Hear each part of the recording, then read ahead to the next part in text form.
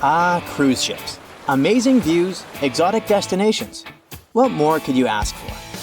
While cruising on a megaship is usually super safe, it's good to know some of the secret codes they use on board. One of the scariest things you might hear is Code Red. That means there's a virus running rampant on the ship, and they need to do a serious deep clean. Sick passengers are stuck in their cabins until further notice. But the only announcement that might give you chills is Operation Rising Star, which means a passenger has passed away. On a lighter note, Operation Bright Star, not to be confused with Brightside, refers to a less critical medical emergency. If you hear PVI, that stands for a public vomiting incident. Yep, you heard that right. Some cruise lines have their own versions of this and just yell Purell, Purell, Purell to get the crew moving. There are tons of codes to keep track of, and let's be real, it's hard to remember them all, especially if you're not cruising all the time. So, here's a quick tip. If there's a fire or other emergency, you'll hear a general alarm bell. That means 7 or more short blasts of the ship's whistle, followed by 1 long blast. That's your cue to head to the muster station. Cruise ships are packed with unexpected features that many folks, especially first-timers, might not realize. Some of these floating hotels are massive, almost like small cities. While it's pretty easy to get the hang of all the fun stuff, think water parks, tattoo shops, and tons of dining options, there's also a whole hidden world below the decks that remains a bit of a mystery. So in most cases, there's a morgue, which makes sense as you never know when you hear Operation Rising Star. With millions of passengers cruising every year, it's sadly not uncommon for people to pass away on board. Because of this, many ships are equipped with a morgue and extra body bags just in case.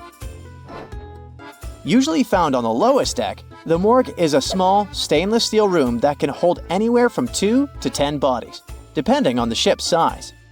If someone dies, the ship's staff will alert the authorities back on land. A medical team will check things out and then move the body to the morgue until arrangements can be made. Typically, the body is taken off at the next port, but sometimes it stays on board until the cruise wraps up. Okay, and what if there's a real criminal aboard? Spoiler alert, you won't find any police on a cruise ship, but most of them still have a small jail, often called the brig. If passengers get a bit too rowdy and breach the cruise line's rules, the security team might just lock them up for a while. Yeah, it's not an official jail, it's more like a detention center. Cruise ships are fantastic for socializing, but sometimes you just want a quiet spot to relax and recharge. Luckily, there are plenty of secret hideaways on even the biggest ships where you can find your peace and soak in the views. To start, aim for the forward or aft ends of the ship. These areas are usually less crowded. You'll find cozy deck chairs, hot tubs, and maybe even the space to yourself. Check out the ship's daily schedule to spot activity-free lounges. For instance, the observation lounge might be empty during certain hours, and many ship libraries are perfect for a peaceful nap. On Seabourn, try the aft pool and hot tubs on Deck 5 for serene ocean views. Carnival ships have hidden forward decks where you can enjoy captain-like vistas.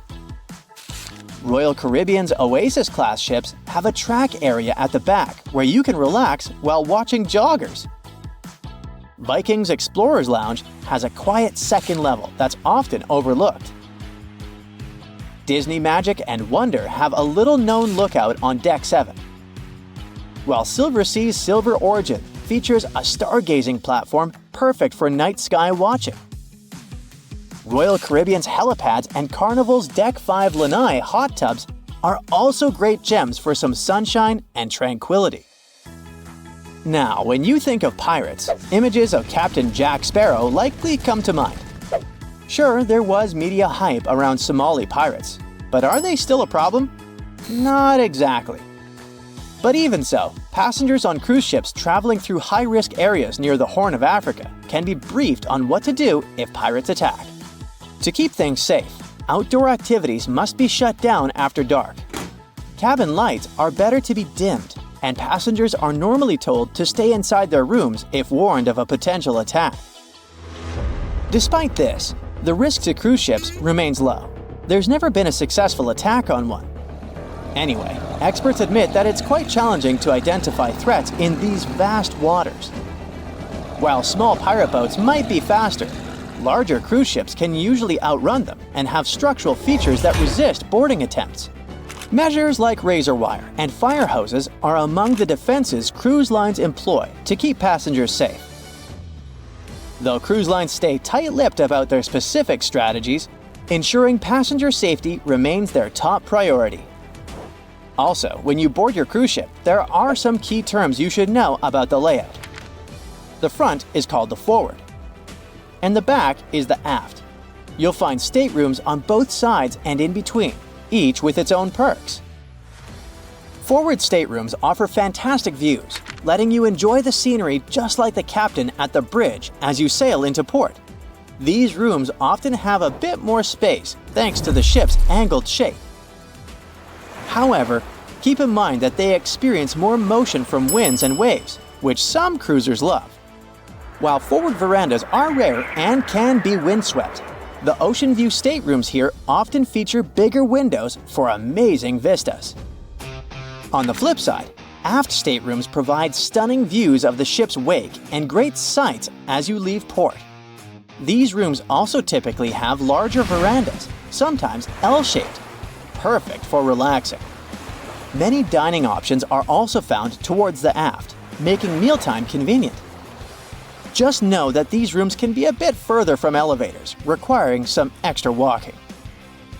Don't forget to check the ship's deck plan before booking. If noise is a concern, avoid staterooms near busy areas. And finally, higher decks are usually pricier but offer better views and access to pool decks. Hey, you know how I-95 is one of the most crowded highways in the US? Well, there's also an I-95 on cruise ships, but it's just a hallway. This I-95 is down on Deck 0, and that's where the crew is hustling away under your feet. It's the crew's lifeline, where they do their laundry, hit up the nurse if needed, transfer your luggage, and sneak back into their tiny cabins for a breather. Now, if you romanticize working on a ship, let me try to talk you out of it, especially if you're into food. You won't be treated for leftover stuff. These are just rumors circulating online. It's true that the food isn't as luxurious as for passengers, but it's still quite okay. And if someone from the crew wants to treat themselves to something special, they can make a trip to a grocery store at a port to stock up on their favorite snacks to enjoy in their cabins. Yep, the crew members literally live on a ship. Their rooms are tiny and don't even have windows. Picture a bunk bed crammed into a space where the top bunk is so close to the ceiling, you end up bumping your head every morning. They have a tiny closet and just 2 drawers, which means you can only fit a couple of outfits. And what about bathrooms, you may ask? They're so cramped, you could sit on the toilet, take a shower, and brush your teeth all at the same time if you really wanted to. As for sleep, they don't really sleep at night. Instead, they catch cat naps throughout the day. It's tough to squeeze in a full night's sleep when shifts can last over 12 hours, and any free time usually goes to traveling, eating, or partying. What is a boat doing in the middle of a desert? You would expect to find a seagoing vessel closer to shore. This is the question archaeologists had been asking for decades.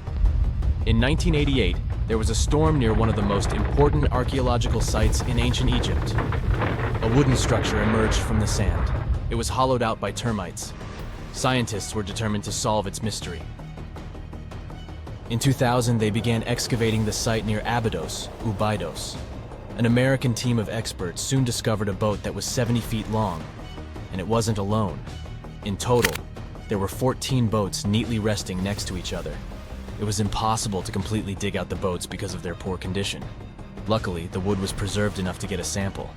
Analyses revealed that the boats were around 5,000 years old, the oldest fleet in human history to this date. The time of their construction predates the pyramids at Giza by half a millennium. Each ship of the fleet rested in a vault that matched its dimensions. The room was roughly a third of the size of a tennis court. It had mud brick walls that featured more than 120 drawings of boats. Ancient Egyptians incised them on whitewashed walls that were excellently preserved. Scientists have known about these mysterious chambers for well over a century. 1901, 1902. A British archaeologist, Arthur Weigel, stumbled upon a strange structure west of the River Nile. His team caught a glimpse of the interior walls. Sadly, a section of the roof collapsed, so they had to call off further exploration. Researchers abandoned the site, but its location remained on the maps. The boat's position first led scientists to think that they rested on a bank of the mighty Nile. But there was a problem with this theory. Today, the river flows almost 7 miles west of Abydos. Further studies of the surrounding terrain showed the Nile didn't change its course throughout history. Also, if the boats floated near a dock, they would be in unstable positions. The 14 vessels at Abydos were perfectly parallel to each other. There was only one conclusion possible. Someone had deliberately placed them like that. They must have gone through a lot of effort. Each boat had enough room for up to 30 rowers.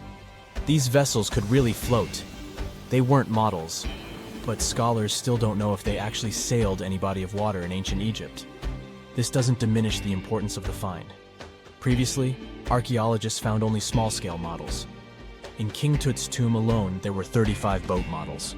For a long time, these figurines were the only clues as to how ancient Egyptian vessels looked like. The boat's design confirms that they were the real deal. They are the earliest surviving examples of something called built boats. Ancient people constructed primitive vessels by hollowing out large tree trunks. The alternative was reed that was tied together to form a raft. The boats at Abydos had planks tied together. This was a major breakthrough in shipbuilding. During their lifetime, the boats must have seemed impressive. Timber was a valuable commodity at the time. There was no wood in the desert. Cedar had to be imported from Lebanon. The only person who could afford such luxury was the pharaoh. Studying the area around the ancient fleet provided more answers. Scientists discovered a mud brick structure where Egyptians worshipped the pharaoh. Its approximate date of construction matches that of the wooden boats. The same bricks out of which this building was made were used to encase the fleet. At the time of their construction, the rooms they were stored in had a ceiling. That's the section that archaeologists stumbled upon in the early 20th century. Just like mummies and coffins, these marvelous ships rested inside splendid vaults. The exterior of these rooms was also impressive. The outer walls originally had a plaster of white limestone. It reflected sunlight. In the desert sun, the structure housing the boats must have shone from miles away. Ancient Egyptian builders used the same technique to cover the pyramids 500 years later. Today, their surface looks jagged, but it wasn't always like this. When they were constructed, the pyramids had a top layer of fine white limestone. Their surface was smooth and it gleamed in the sunlight. Instead of stairs, the outer layer of the pyramids was more of a sleek ramp. Archaeologists were left with one final question. Which pharaoh owned the fleet? The answer lay just a mile from the site. This is where the tomb of a pharaoh from the 5th dynasty rested, King Senwosret III. Its time and style of construction matched the ones of the chambers with boats. The very end of his rule might explain how the boats ended up in the middle of the desert. The pharaoh probably passed away in northern Egypt. Then his body was transported down the Nile to Abydos in a marvelous procession of decorated boats. The vessels were later lowered to chambers near the final resting place of their owner. This had a symbolic meaning. In the ancient Egyptians' belief system, ships played a key role. Their supreme deity was Ra. He traveled through the sky during the day in the form of the sun. At nighttime, he sailed through the netherworld in a solar boat. The pharaoh identified himself with Ra. That's why he needed boats in the afterlife. That was the only way to regenerate himself. Just as the sun rises every day above the horizon. This belief existed for thousands of years. The more famous Pharaoh Khufu also had a ship. Scientists found it in 1954 next to his pyramid at Giza. It is some 4 centuries younger than the fleet at Abydos, but Khufu's ship was almost 2 times longer. The Great Pyramid of Giza and King Tut's tomb are some of the most famous archaeological finds in Egypt. But there are many more secrets hiding beneath the endless sands of the Sahara Desert. Recently, 2020, archaeologists found a lost city there. They have labeled it as the most important discovery since King Tut's tomb, 1922. The city of Aten is some 3,000 years old. Historians hope it will give them a unique insight into the everyday life of ancient Egyptians. The famous archaeologist and Egyptologist Zahi Hawass proclaimed the site a lost golden city. Aten sits some 300 miles south of Egypt's capital, Cairo. It is close to the famous Valley of the Kings. Archaeologists first found sections of mud brick walls that spread out in all directions. They discovered complete rooms with tools of everyday life inside. The research team unearthed a bakery, a residential neighborhood, and an administrative district. They all date back to the time when the Egyptian civilization was the wealthiest in its long history. They were also the first to make objects from iron. In 1911, scientists found a set of iron beads near a village in Lower Egypt, El Girza. These are the earliest known iron artifacts. The discovery is literally out of this world. Ancient people made them by beating into shape a piece of a meteorite. The 9 beads were once part of an ornate necklace. They are now blackened and corroded, which is perfectly normal for a piece of jewelry that is over 5,000 years old. They consist of an iron-nickel alloy. Researchers were impressed by the skill of ancient jewelers who processed the beads. Their craftsmanship is more impressive when you think that they didn't know the stellar origins of the material. The Great Pyramid of Giza also has a remarkable feature. An international research group investigated the electromagnetic response of the structure to radio waves. They found that the pyramid has the ability to concentrate electromagnetic energy inside it. This occurred inside its chambers as well as under the pyramid's base. It contains an underground, unfinished chamber. It seems that the electromagnetic response is connected with the properties of limestone, the Great Pyramid's main building material. The research results might have a practical application. The way solar cells and nanosensors function could be improved by this remarkable find.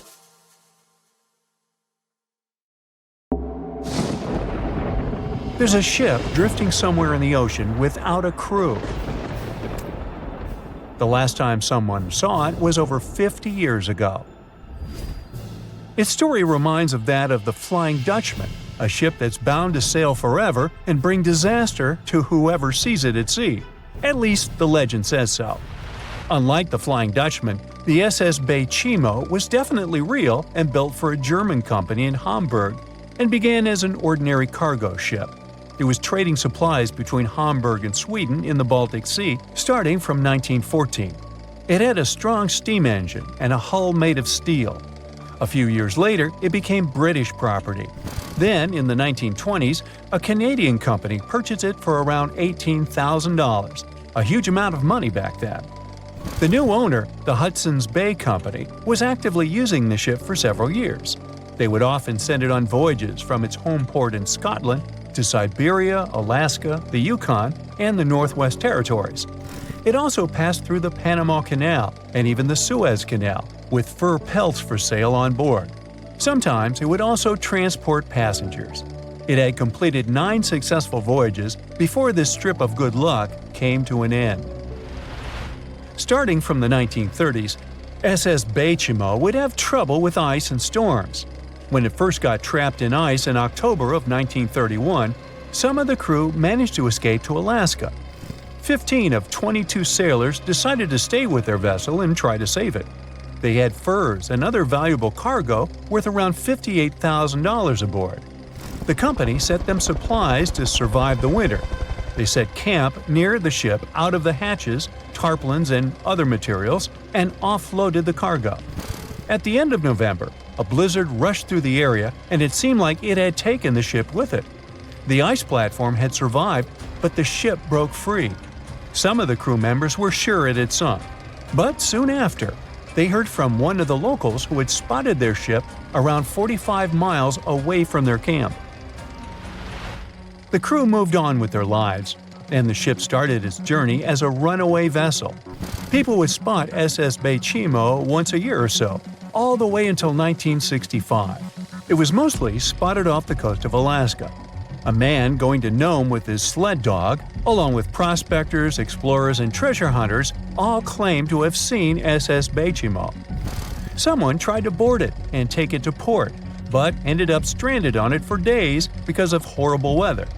Others got luckier and managed to take a whaleboat, some furniture, and other valuables from the vessel. Those who got close to the ship saw that it was damaged and missing the propeller. Still, it stayed afloat without a crew for at least 38 years and became the longest sailing ghost ship in history. In 2006, the Alaskan authorities started a project to solve the mystery of this ghost ship of the Arctic and finally find SS Beichimo, either still above or below the water. So far, the project has not been a success. SS Beichimo remains one of the estimated 4,000 ships that have disappeared off Alaskan shores. If the legend of the 17th century isn't lying, this ghost ship could be sailing somewhere along the Flying Dutchman. It belonged to the Dutch East India Company. Its captain managed to do the impossible for that time and sailed from Holland to Indonesia in only 3 months. They said he was flying over the sea, and some evil tongues explained that he had made a deal with evil forces to achieve that. Once the ship was sailing back home, its captain and crew disappeared without a trace. There are many versions of what happened to it. One of the first ones said it had tried to enter port at the Cape of Good Hope, got in a terrible storm, and sank as there was no captain to save it. Another legend says the captain had refused to obey the skies to let the ship sink during the storm. A scary life form then struck the boat and the crew, and it was condemned to forever wander without rest. Many sailors claim to have spotted the Wandering Dutchman. The Duke of York, who was to become King of England, mentioned having seen it in Australian waters. Right after spotting the ship, the man who saw it first fell from the top of the mast and didn't survive. There were more encounters with this legendary ship up to the middle of the 20th century. Ships would nearly collide with it as the Flying Dutchman jumped out of the blue. Scientists have a more logical explanation for this mystery: Fata Morgana, not to be confused with Hakuna Matata. Now, when you're out at sea on a hot day and the air is all wavy, it feels like when you look at the road on a scorching summer day. That's because of something called atmospheric refraction. When light passes through different layers of air with different temperatures and densities, it bends and twists. Sometimes, under certain conditions, this bending of light can create really bizarre optical illusions over the ocean, like sightings of the Flying Dutchman. The Fata Morgana phenomenon can make distant objects appear distorted, stretched, or even lifted above the horizon. So you can see a ship far away, but because of the way the light is bending, it will look like it's floating above the water or even disappearing and reappearing. A Fata Morgana is most commonly seen in polar regions, especially over large sheets of ice that have a uniform low temperature. But you can see it anywhere, even in deserts and over lakes on hot days. The first stories about ghost ships go all the way back to ancient Greek and Roman mythology. One of the most famous ghost ships in history is the Mary Celeste. This brigantine was traveling from New York City to Genoa and was fully stocked with provisions, but missing a crew when it was discovered in the Atlantic Ocean in 1872. The crew's personal belongings were also there, completely undisturbed. The final entry in their log was made 10 days earlier. We still don't know what happened to its crew, and the ship has inspired many spooky stories and legends. The Lady Lovibond was another legendary schooner that is believed to have been wrecked off the coast of Kent in the middle of the 18th century. The story tells that the ship's captain, Simon Reed, had just got married and took his bride on board for a celebratory cruise, despite the superstition that it could bring bad luck. They were on their way to Portugal when the first mate, who is also in love with the captain's new wife, went mad because of jealousy, attacked another crew member, and then took over the wheel and steered the ship straight into the dreaded Goodwin Sands. No one aboard survived, and the schooner is said to reappear as a ghost vessel every 50 years. In present times, many vessels become abandoned and turned into ghost ships intentionally. There are thousands of them floating in U.S. rivers, lakes, channels, and coastal waters. Some people lose their boats in storms and other extreme weather. Others have to abandon their boats because maintaining them can cost 10% of the boat's price. Plus, docking a vessel can add up to several $1,000s every year. Most boats have been made of fiberglass, so an owner can't just recycle them as scrap metal. So, once they want to get rid of it, they often tie it to a dock and sneak away, or leave it floating far away from the shore, or just try to sink it. When ghost ships sink in shallow waters, they can cause damage to coral reefs, mangroves, marshlands, oyster habitats, and wetlands. Plus, they can collide with unsuspecting regular ships and cause real trouble. So, don't do that. Enough said. A Portuguese archaeologist just discovered a bunch of sunken ships filled with gold, including a Spanish galleon with 22 tons of gold and silver. This much gold today is worth about $2 billion, and this is the money from one ship alone. Archaeologist Alexandre Monteiro made this discovery almost by accident. He was studying some documents when he found some information about a ship that went missing in 1615, and he decided he wanted to find it. After many years, Alexandre found not just this specific ship, he actually discovered 8,620 shipwrecks in the waters of Portugal alone. Out of this number, 250 are gold-filled shipwrecks, a discovery that would make any Jack Sparrow shake in his boots. Most of these ships went down for boring reasons like the weather, but sometimes they were destroyed in battles, which may or may not have been super epic.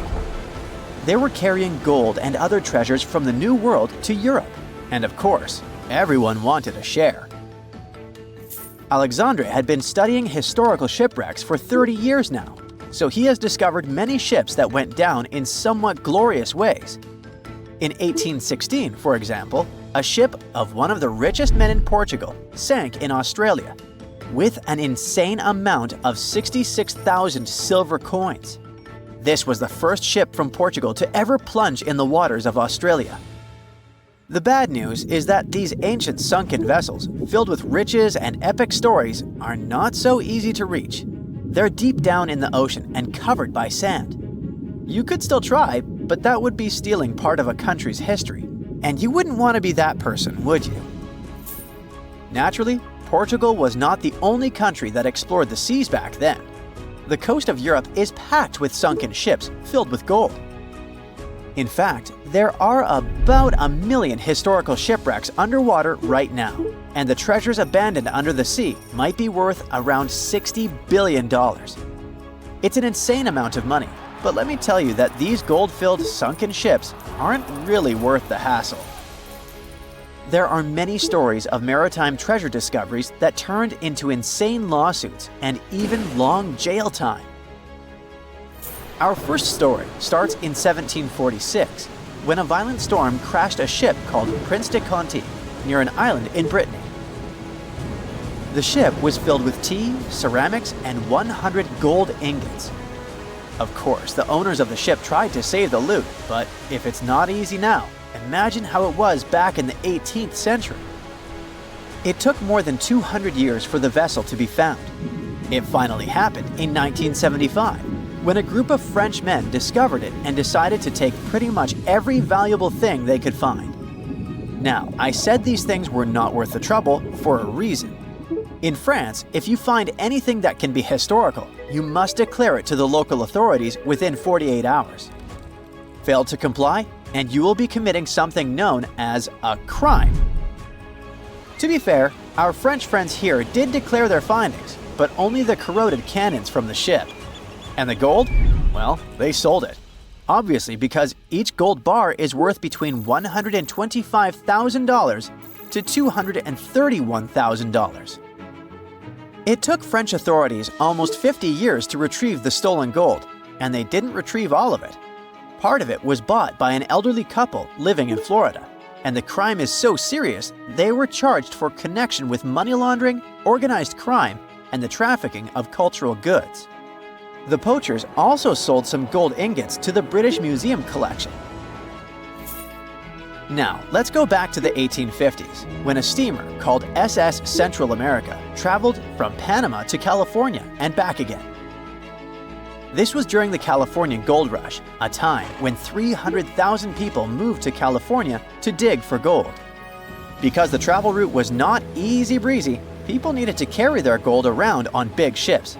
This is where our friend SS Central America comes in. In 1857, the ship had 578 people on board and about 10 tons of gold. Very few survived, and around $100 to $150 million in gold went down with the ship. All of this explains why in 1988, a group of investors from Columbus decided to finance a research project to find this ship. The research was led by a guy named Tommy Thompson. Tommy was really crazy about the idea of finding this sunken ship filled with gold.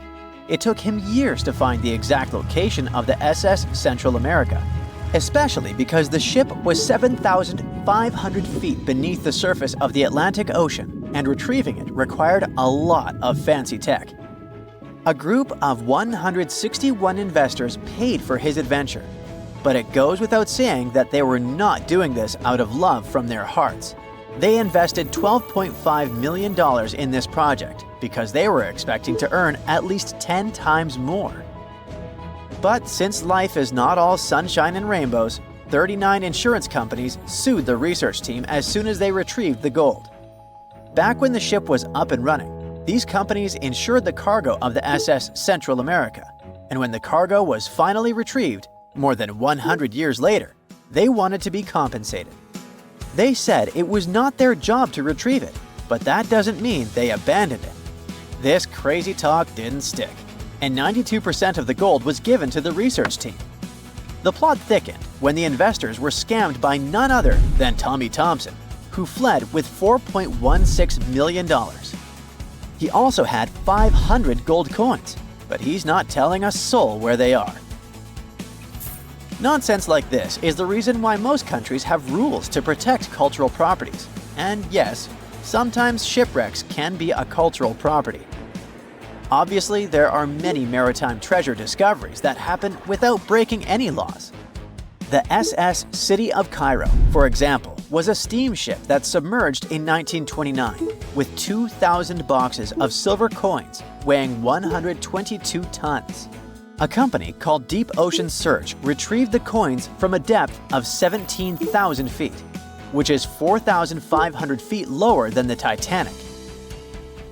34 million pounds went to the UK Treasury, and the Deep Ocean Search also got a share. The good news here is that some of the coins can be bought by collectors, legally. Paying for a treasure is probably the closest you can get to an underwater archaeology find. I know, all I did was destroy your piracy dreams. But while raiding gold-filled shipwrecks may be a crime in most countries, or just financially impossible for us mere mortals, not all hope is lost. There is about $771 trillion worth of gold lying on the ocean floor, and it doesn't have an owner. It's like an underwater gold mine, except the gold is in the water. You know how the water of the ocean is salty? Well, the gold gets mixed with the minerals in the water, so it's not like you stumble upon a gold nugget on the beach.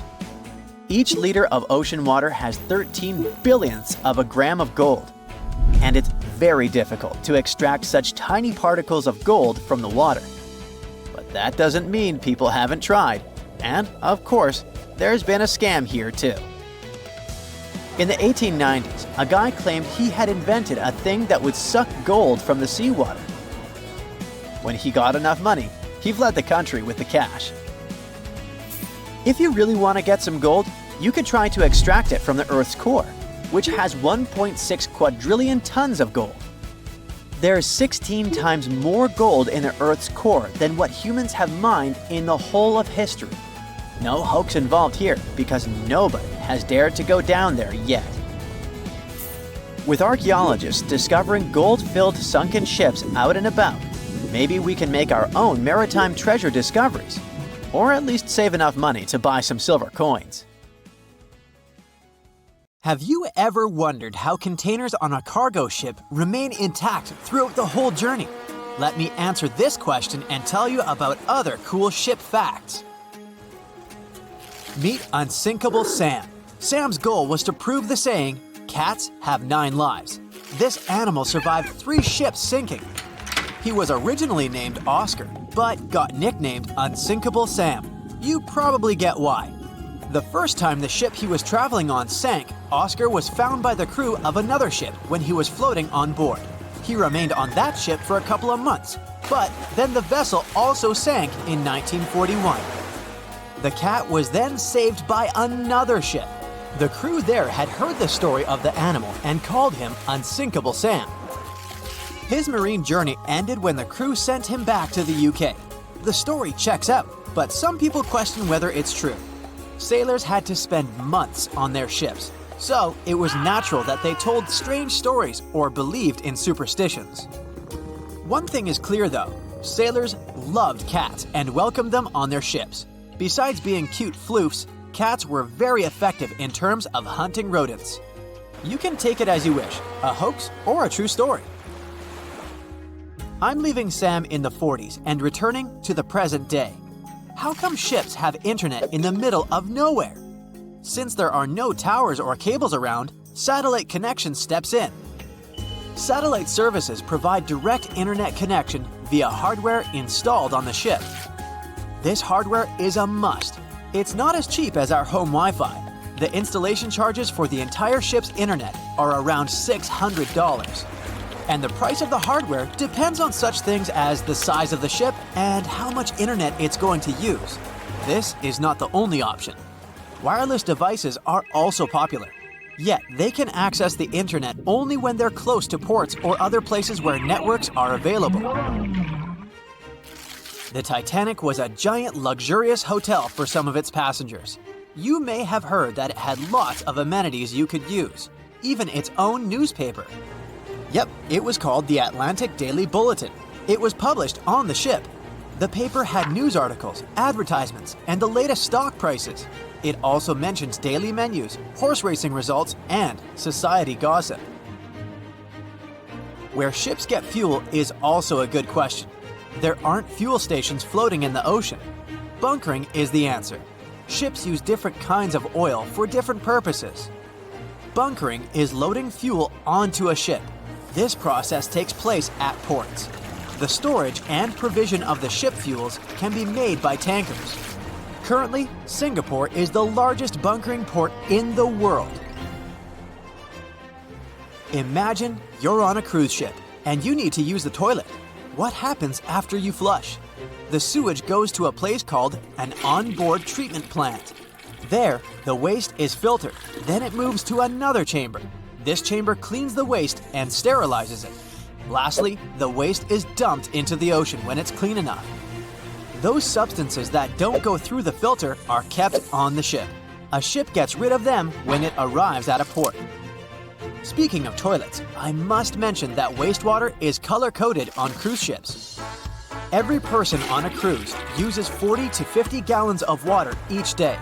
That's why there might be too much wastewater. So, over the years, some solutions have been found to reduce this amount. Water is coded as black and gray.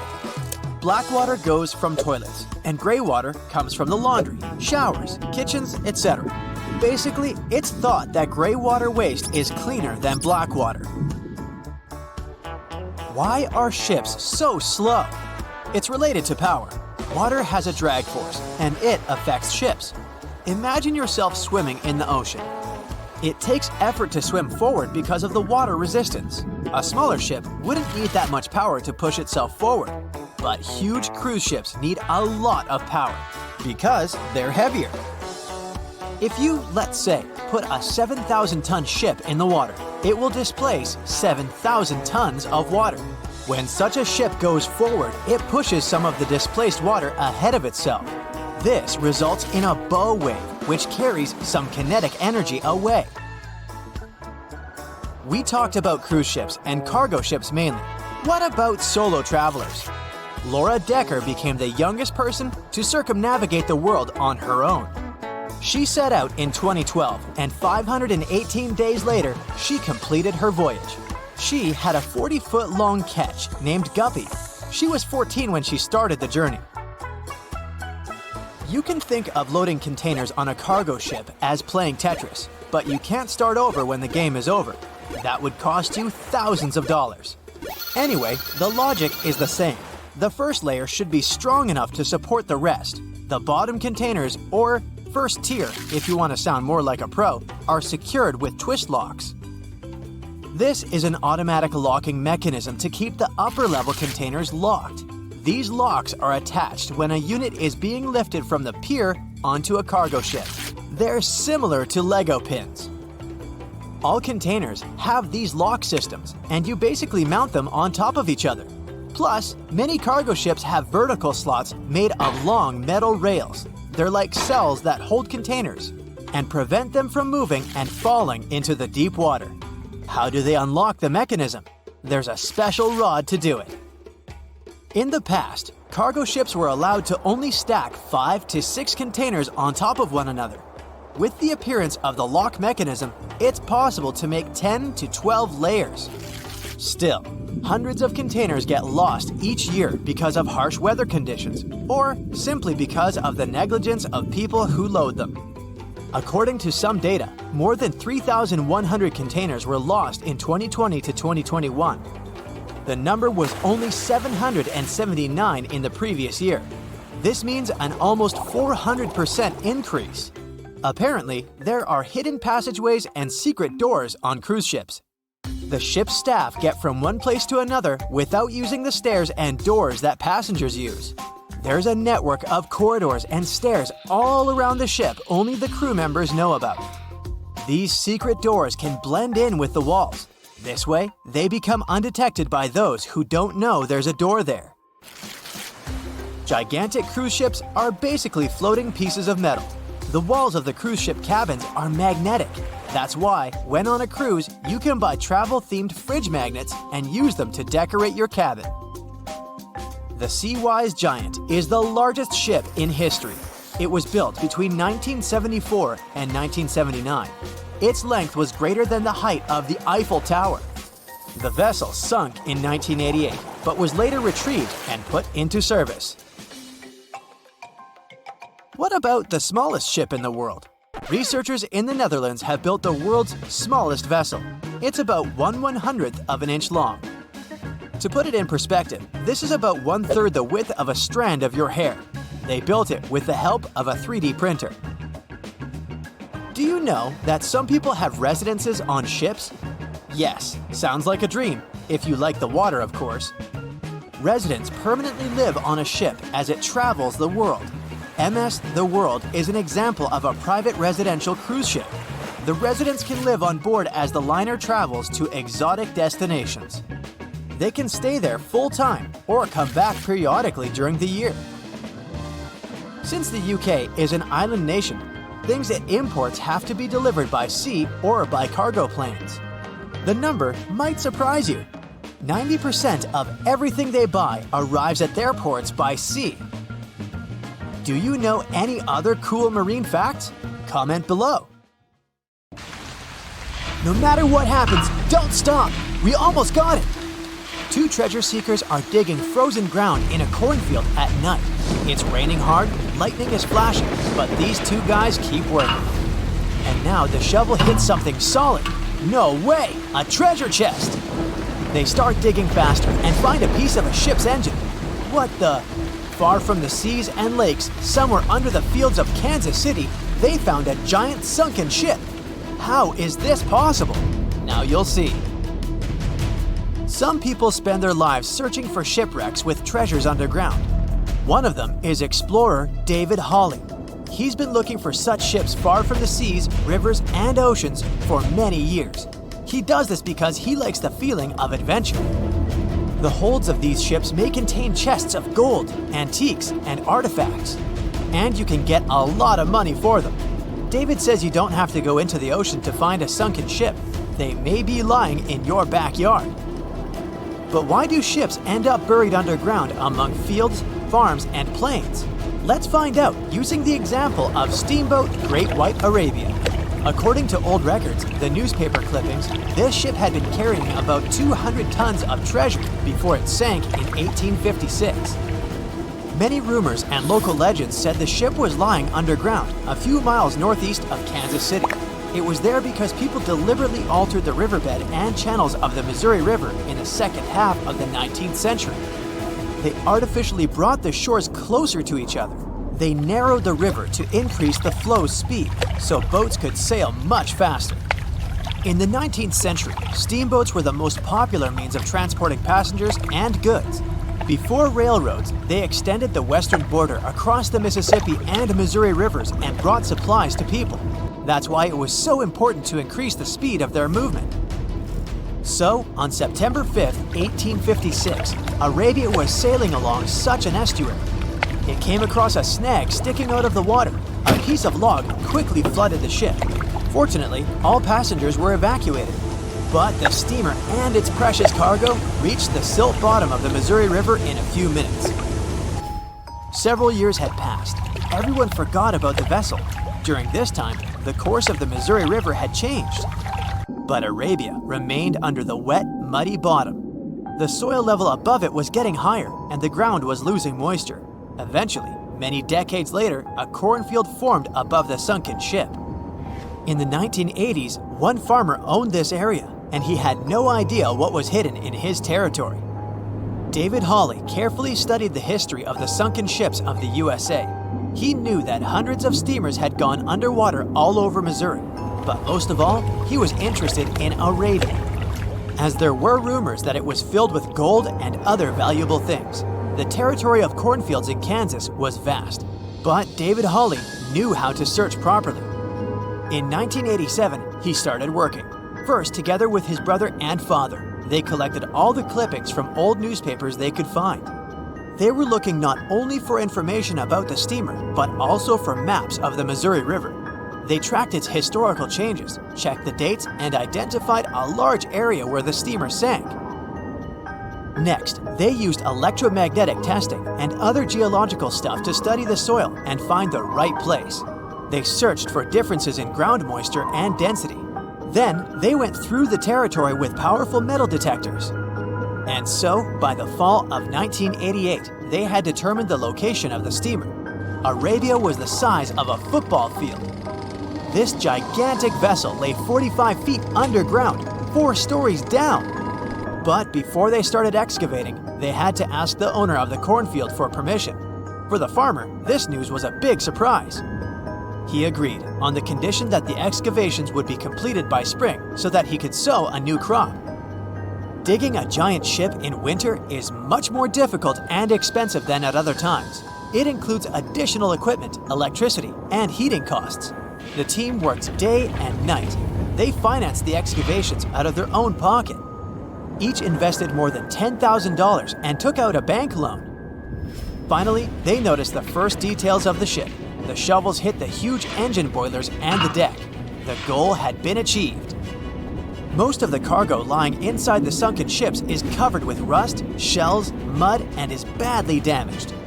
The contents of Arabia were in excellent condition, considering that the ship had sunk 130 years prior. Unfortunately, they didn't find the chests of gold.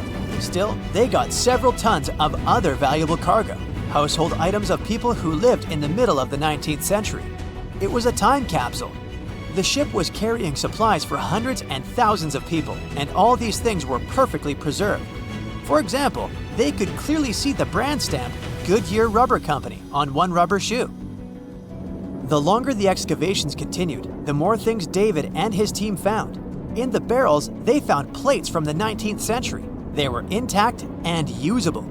Also, there were clean clothes, thousands of pairs of shoes, harpoons, frying pans, and umbrellas. The ship was carrying cargo to supply about 16 small towns. Yes, it's not gold, but such artifacts are also precious. The contents of the ship could be worth millions. However, the crew wasn't going to sell these things. They made a museum on the site of a former fruit market in Kansas City. If you go there, you will immediately feel like you're in a department store of the 19th century. There are thousands of items in good condition. Even the matches here are dry enough to light up. It took David many years to present the entire collection from the steamship. He values each of the items and doesn't want to sell them. Anyone can come here, pay for a ticket, and find themselves in the past. Who knows, maybe there's an old ship hidden in your backyard too. Geologists found an older vessel in the hot desert of Namibia in 2008. This ship sailed back in the days when pirates scared sailors on the seas, and now it's inside a dried-up lagoon.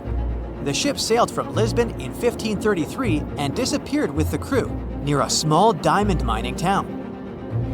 After almost 500 years, the hull had been badly damaged. Only the carcass of the ship remained, but the treasure hidden inside the vessel stayed intact. They carefully studied the boat for a long time, trying not to ruin anything. And then, 5 days later, they found a big old chest in the hold. Carefully opening it, they found gold coins there.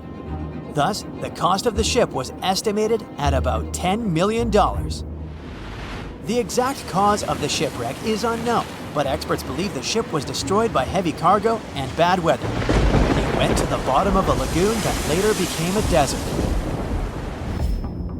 Some find an airplane in their backyard, others discover a ship, and one man found a passage to an ancient secret city in his house. This happened in Turkey in 1963. The owners of the building decided to make repairs. He went to his basement and knocked down the wall to turn this place into a living room. And so, behind one wall, he found a tunnel leading underground. The man thought it was some kind of a secret chamber. He went down there and realized it was something much more than that. It was an ancient city 18 floors deep. People built it in the years 780 to 1180 as a refuge from weather disasters and the invasion of enemies. This place also includes many underground tunnels that stretch for several miles in different directions. People could get to the town from different points using secret passages leading to these roads. The city can accommodate about 20,000 residents, livestock, and tons of food supplies. Archaeologists have also found a chapel, schools, stables, and public kitchens there.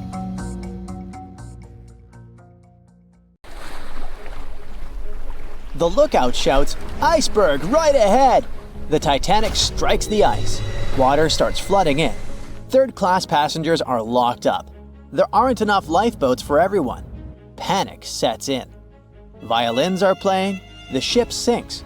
Well, we all know the story of the movie Titanic like the back of our hand by now. But what if I told you that Hollywood lied to us? To tell the real story of what happened that freezing night in 1912, we need to rewind a bit. The lookout shouts, "Iceberg right ahead!" Yep, that part was true. Just before 11:40 at night, Frederick Fleet noticed something darker than the sea directly ahead. As the ship got closer, he realized it was an iceberg. The engines were quickly reversed and the ship turned sharply. Instead of hitting it head-on, Titanic scraped along the side of the berg, sprinkling ice on the forward deck. If you remember, in the movie, Jack and Rose are having a romantic moment when they feel the ship shudder after hitting the iceberg. Everything shakes as if they were in the middle of a light earthquake.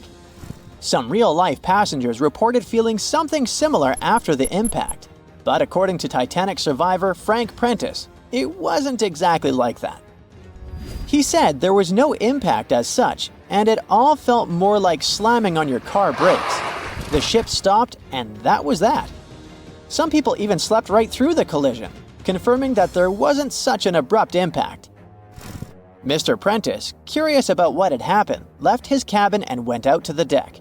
When he got there, all he could see was a little ice on the surface, not the towering iceberg that Jack and Rose saw. But as we all know by now, the real damage happened below the waterline, where the iceberg had a jagged spur that slashed a 300-foot gash in Titanic's hull. Once the crew realized how severe the damage was, they immediately began sending distress calls to nearby ships, asking for help.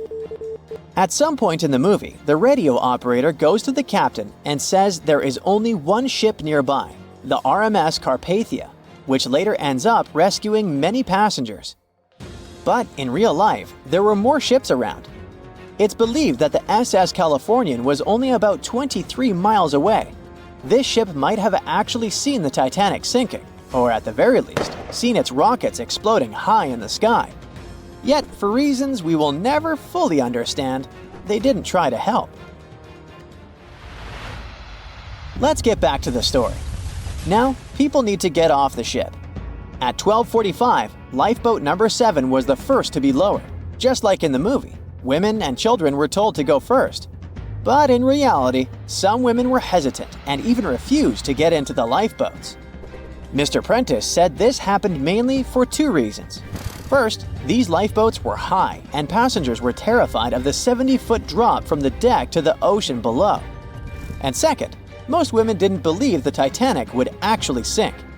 It was called unsinkable after all. So the idea of getting into a lifeboat seemed pointless at the time.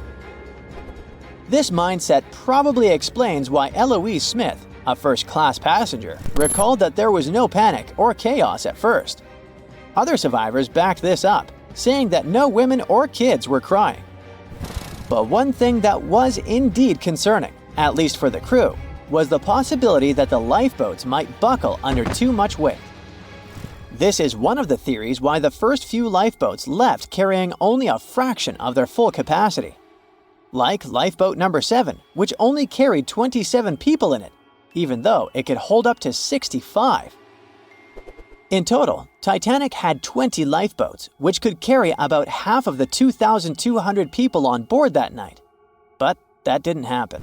And now we know the passengers had no idea there weren't enough for everyone. As women were calmly getting into the first lifeboats, musicians headed up to the deck. Their only goal was to play and keep the passengers calm. That's a pretty well-known fact. But the real story is that some survivors said they never saw or heard the band. No violinists whatsoever. It's not like Hollywood misled you though. The musicians did play for over 2 hours after the ship had hit the iceberg. So maybe these passengers were just too panicked to notice the songs, or the musicians started playing later than we think. Now, it's time to talk about the terrible treatment that third-class passengers received. The movie portrayed the crew as cruel, locking the less fortunate below deck like animals, giving them no chance to reach the lifeboats and save their lives. But the official inquiry into the disaster suggested that wasn't true. I mean, yes, fewer third-class passengers survived compared to those in first and second class, but there were other factors at play. Many third-class passengers were reluctant to leave the ship, clinging to their belongings, and had a harder time making their way up from the cabins, which were at extreme ends of the ship. Some survivors confirmed that they were not locked up. In fact, it was quite the opposite. Mrs. George Wabi, a Lebanese woman traveling in third class, said that when chaos had erupted, some brave crew members and well-dressed first-class passengers had actually helped her get up to the first-class deck and eventually onto a lifeboat. At first, the Titanic was sinking slowly, bit by bit. Passengers reported seeing the water rising and hearing pops and cracks. Then, there was a loud boom. Some said there had been just one explosion, while others described it as a series of smaller explosions, which they'd thought had been the bulkheads giving way. And there's also a group of people who said they had only heard a rumbling sound. So not everyone agreed on the sound they had heard, but one thing is a fact. By 2:18 in the morning, the lights on Titanic went out, and the ship plunged into complete darkness. As the bow continued sinking, the stern rose out of the water, putting immense pressure on the middle of the ship. This caused the Titanic to break in two. In James Cameron's movie, this moment is pretty dramatic, with the ship sinking almost straight down into the water. But in reality, the break probably happened at a much lower angle, likely just below the waterline. Even so, it tilted enough that people couldn't stay on their feet and started sliding into the water.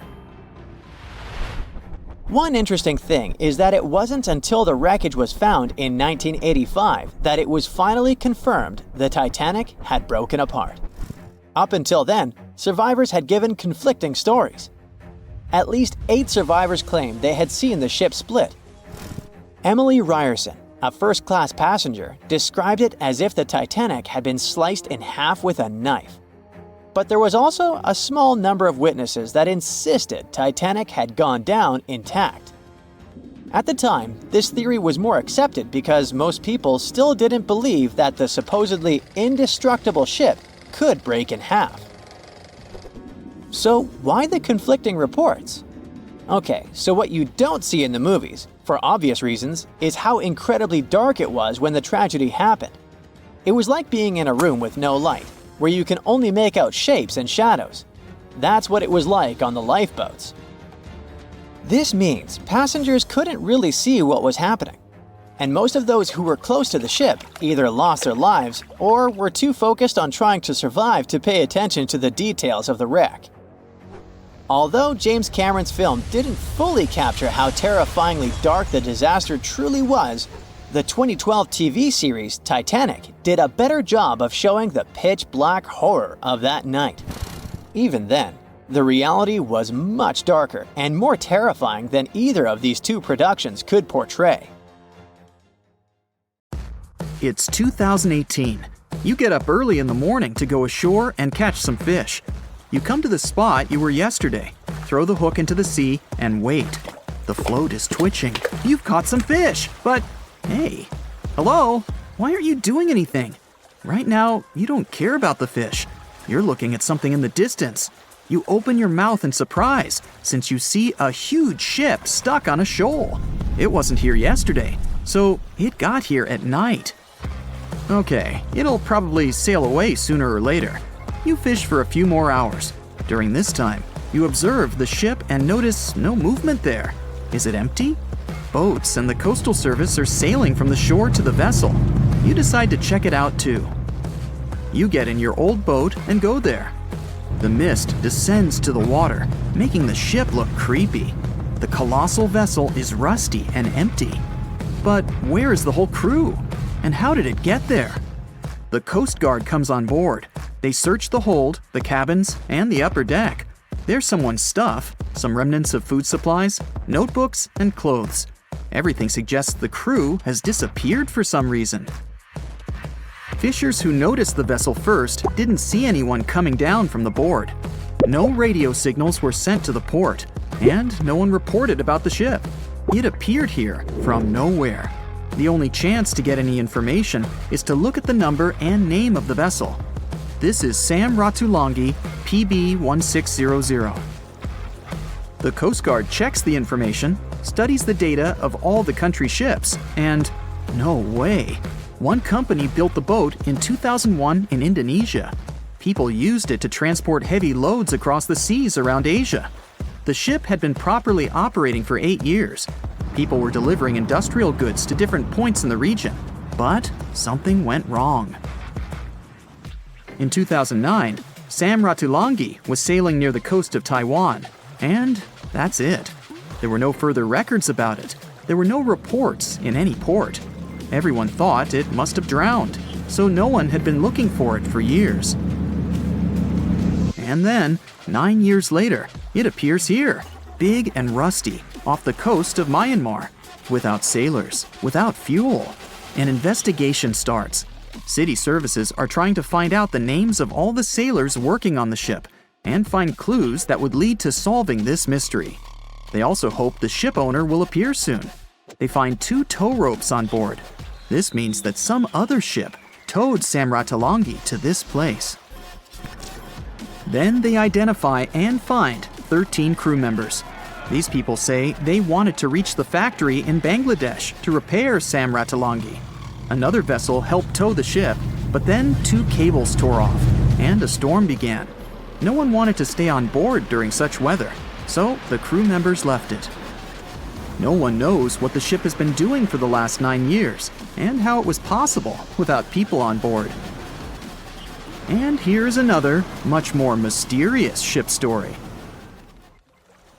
On February 16, 2020, locals found a large cargo ship stuck on a rocky shore off the coast of an Irish village. The boat looked rusty, with holes in the hull and rotten parts. People hadn't seen this vessel the day before, so it appeared there at night. The last time people saw the Alta cargo ship was a few months earlier, thousands of miles off the coast of Ireland. That day, the Alta was sailing in the waters of the Atlantic Ocean.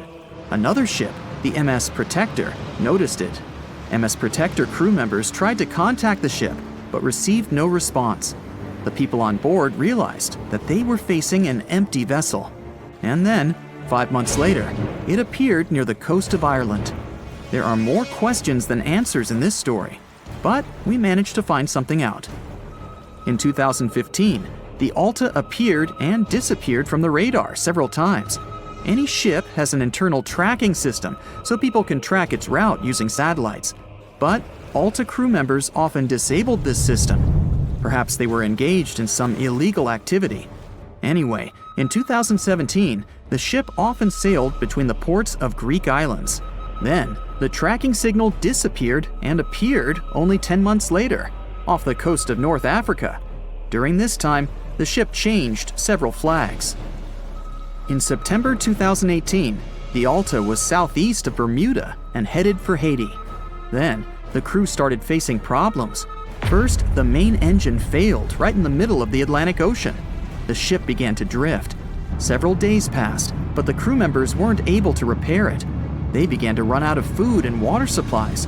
The situation got even worse when they found out that a hurricane was approaching the place. Fortunately, they managed to contact the U.S. Coast Guard. A helicopter flew to the Alta on October 2nd to bring them some supplies. There was enough food for several days. Then, a rescue boat sailed to the ship. It evacuated all the sailors and delivered them to Puerto Rico before the hurricane. The Alta had to drift alone in the ocean. After a while, another ship approached the Alta to tow it to the shores of Guyana. But at this moment, everything went wrong. Someone stole the boat, disabled the tracking system, and sailed away in an unknown direction. After almost a year, the MS Protector found the empty Alta in the waters of the Atlantic Ocean. And then, 9 months later, the ship without a crew sailed to the shores of Ireland. How did it manage to travel across the Atlantic and get to the coast of Ireland? It's still a mystery. Maybe it was just luck. No one else saw the ship all this time. It was just covering huge distances, surviving storms. Who's the captain? What happened to the thieves? Who owns the ship now? One day, someone called the village administration and introduced themselves as the vessel owner. But that unknown person didn't provide any evidence. They found several barrels of oil on the ship, which they took away by helicopter. The Alta was rusting. Corrosion of metal could damage the environment. The vessel had no commercial value, yet it would have taken millions to get rid of it. There were 3 options for what to do: leave the ship where it was, tow it into the sea and let it sink, or disassemble it for scrap. But nature had its own plans. Storms and strong waves split the hull into 2 parts. The Alta was drifting without a crew in the waters of the Atlantic Ocean for about 2 years. But this is nothing compared to a ship that was traveling for 38 years. The record belongs to the SS Bechimo. It was a merchant vessel owned by some trading company. In 1931, the ship found itself on the ice off the coast of Alaska. Its movement slowed down. A thick layer of ice blocked the ship, and a strong storm only made the situation worse. The blizzard was so intense that the crew members couldn't see anything but a white veil in front of their eyes. Sailing any further was impossible. The team had to wait for the storm to end. They waited for a day, 2, 3 days. A week had passed, but the snowstorm was only getting stronger. Then, one day, it grew weaker. The crew members split into 2 teams. The first team went to the nearest city. The second group, along with the captain, stayed on board.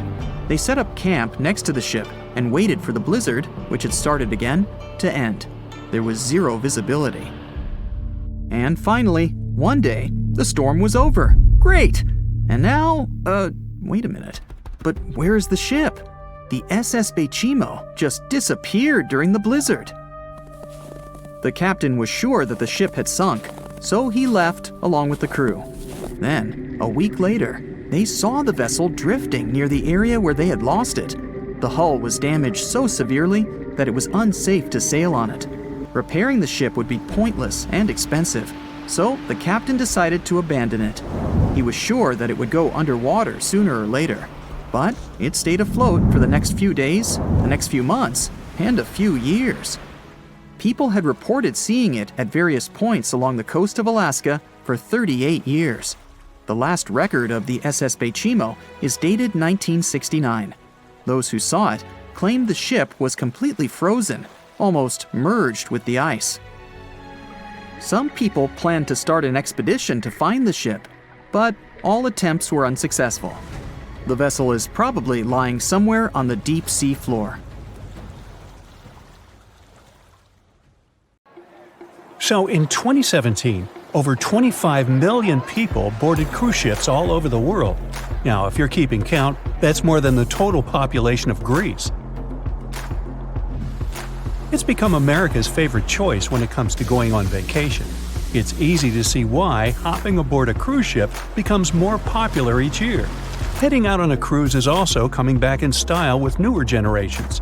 2/3 of Gen Y and millennials say that cruising is their new preferred type of vacation. How's that? Well, let's see. It's easy to plan in advance. On board, you can find activities for all family members, and you get a chance to visit several different destinations in one trip. An added bonus of booking a cruise? You can sample various places for a future time off. The entertainment on board is often top-notch, providing passengers with an added taste of luxury. And the amenities and accommodations are generally very reliable. Not to mention that it gives tourists that feeling of actually getting away from everything that people strive for while out of the office. Royal Caribbean International is one of the largest cruise lines in the world, with just over 19% of the cruise market as of 2018. Its current fleet is divided into many different classes of ships, including the Voyager class, Radiance, and Quantum. The latest addition to the Royal Caribbean International's impressive fleet was built in 2018. Wonder of the Seas is now the largest cruise ship in the world. Since this spectacular liner has just had her maiden voyage in March 2022, let's look at some of the incredible perks it has to offer its passengers. For starters, the boat is so big that it had to be split into neighborhoods. Well, it figures since Wonder of the Seas can accommodate almost 7,000 passengers. Fond of New York? Well, no worries. Wonder of the Seas has a central park of its own, with an estimated 10,000 plants to check out. The ship's Central Park is a feature of all Oasis-class ships, being one of the so-called neighborhoods. Let's look at some other areas, shall we? Like this boardwalk, a place that includes an arcade, a candy store, and a sports bar. It's best suited for long walks. There's a pool and sports zone on Wonder of the Sea. These areas feature the ship's numerous pools and hot tubs. There are many activities to check out on the sports court. Then there's the Royal Promenade, or Promenade if you prefer. That's the main road on Wonder of the Seas, with bars, lounges, and places to grab a cup of coffee, or a luxurious latte. The entertainment neighborhood is the focal point for leisure activities on the ship. Here, guests can find a comedy club, an ice skating rink, and even a theater. The spa and fitness area is a tranquil zone with a huge array of treatments available. The fitness center is free of charge, by the way, so there's no excuse for guests to skip a leg day. An extra 8th zone was added to Wonder of the Seas. It's called the Suite Neighborhood. This is an exclusive area designed for guests staying in the suites. Oh, now I get it. It's located at the top of the ship. Guests here have designated staff members called Royal Genies. Yeah, if you rub a lamp in your suite, they appear. Nah, not really. The genies are similar to butlers. They can cater to just a few cabins. Of course, the cruise line wants to divert other guests from asking these crew members various questions and taking their time. That's why the genies don't wear name tags in public areas. As for its itinerary, Wonder of the Seas was initially supposed to be homeported in China, but Royal Caribbean decided to move the liner to the United States. In March 2022, the ship started its journey with 7-night Eastern and Western Caribbean itineraries. In May 2022, Wonder of the Seas is scheduled for a trip to Europe, with Western Mediterranean cruises from Barcelona and Rome planned for its guests. Passengers will also be able to visit Palma de Mallorca, Spain, and Capri, Italy. When the summer season is over, Wonder of the Seas is scheduled to return to Florida to offer year-round sailing starting November 2022. And by the way, there is no truth to the rumor that a special cruise only for highly allergic and hay fever sufferers will be called the Wonder of the Sneeze. Nope, not at all. Now, it's hard to imagine a ship so massive that can accommodate so many amenities on board. For example, the Titanic was the largest ship of its time, measuring 882 feet in length. And Wonder of the Seas is not only 1,188 feet long, it's also 36% taller and 34% wider. Speaking of lifeboats, which I am about to, Titanic had a mere 20 lifeboats on board, which was tragically not enough to fit all the passengers after the ship hit the iceberg. But Wonder of the Seas has an even smaller number of lifeboats, 18 to be precise. Sounds weird and dangerous? Well, not really, given that each of these lifeboats can accommodate up to 370 people. It means that all the passengers and crew members, an estimated 8,000 people if fully booked, are going to be safe in case of an emergency. If we could somehow have a race between the two ships, well, Titanic was in fact the faster ship out of the two, beating Wonder of the Seas by 1 knot per hour. Cruise ship passengers today are more interested in the experience rather than the speed of the boat itself. That's why how fast a ship can travel is not an extremely important aspect nowadays. In terms of costs, Titanic cost around $7.5 million at the time of its construction. It's the equivalent of about $200 million today. How about Wonder of the Seas? Well, it cost a staggering $1.35 billion to build, making it 6 times more expensive than the Titanic. How about we compare ticket prices? Well, in this case, the least expensive ticket on Titanic was £7. It's about $1,000 today. The cheapest ticket on Wonder of the Seas is currently $423, but prices may vary depending on the location, season, itinerary, and how much you tip your royal genie. And I know you were going to ask, how about icebergs? Well, Titanic steamed in the frigid North Atlantic, where you had to be on the lookout for those. Wonder of the Seas will be cruising the balmy Caribbean, where the worst thing you can hit on is 17 and blackjack. Oops, busted. Anyway, set side by side with its other sisters from the Royal Caribbean Fleet, Wonder of the Seas is equally as impressive. The company's earliest ships could host about 2,500 people. This included passengers and the staff. Such ships were Splendor of the Seas, Legend of the Seas, and the smallest of them all, Thumbelina of the Seas. No, wait, that should be Empress of the Seas. Oops, my bad. The largest ships in the company's fleet can now house about 9,000 people altogether. That's almost 3 times the size and capacity of the earlier liners. Wonder of the Seas is one of them, as well as Harmony of the Seas and Symphony of the Seas. Are you seeing a pattern here? Yep, if you ever encounter a ship with Of the Seas in its name, it's safe to assume it belongs to Royal Caribbean. But if it's a can of tuna, it might actually be Chicken of the Sea. Hey, I like tuna. Now, choosing between cruise ships based on their size is like wondering if you should visit your local museum or the Louvre in Paris. It all depends on your preferences. Some families prefer small settings. Others are fan of large spaces that can provide everything they need. Historically, it's equally as exciting how far we've come in terms of maritime transportation. The SS Royal William, for example, was the first boat to ever make a transatlantic voyage almost entirely steam-powered in 1833. And it was a mere 160 feet long and could house roughly 155 passengers. And if the seas were calm, then they were housed less roughly. Similarly, the first modern megaship in the world was the MS Sovereign of the Seas. Launched in 1987, it was only 888 feet long and could carry a little under 3,000 passengers. size and capacity are not the single improvements added to newer cruise ships out there. Recent technological developments in artificial intelligence and facial recognition have allowed cruise operators to ensure faster, smoother boarding for passengers.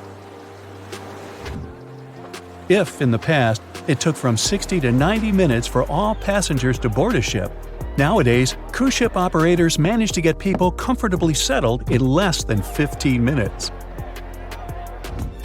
Now, I'm sure you're already eager to book a ticket, but let's look into some of the more interesting activities you can try on board Wonder of the Seas.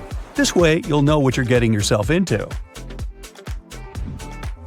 All Royal Caribbean ships have loads of artworks available for their guests to enjoy. But Wonder of the Seas goes above and beyond, even featuring statues of astronauts in key locations around the ship. You'll find the first astronaut looking through the glass at the promenade, while a second one is busy rock climbing at the boardwalk. The third and last astronaut is more of a movie fan. This statue can be found near the movie screen sitting area. Going astronaut sightseeing is proving to be quite the experience among guests. In the areas with no access to sunlight, Wonder of the Seas features virtual balconies. In case of bad weather, guests can still have a feeling of the outdoors, but without having to hide from wind or rain. Teenagers have a place of their own reserved on the ship. There's a special club with a private hot tub, selfie area, games, and comfortable seating. The inside part of this club features a vending machine, an interesting collection of literature, and tables for foosball. Well, sign me up! Ships have been around for at least 6,000 years, dating back to ancient Egypt. In the beginning, they were used for trading and exploring. Ships as an attraction became a thing only a bit over 100 years ago, but the first cruise ship wasn't the infamous Titanic as you might think. The first cruise ship that took passengers on a voyage was a German ship called Prinzessin Victoria Louise back in 1900, and it served for 6 years. Modern ships are of course more advanced, but they still have a limited lifespan. They usually serve for about 30 years. A ship much older than that isn't considered safe and stable anymore due to the metal fatigue, most often of the ship's hull. After ships finish their lifespan, they retire and get sent to a shipyard, where they get scrapped.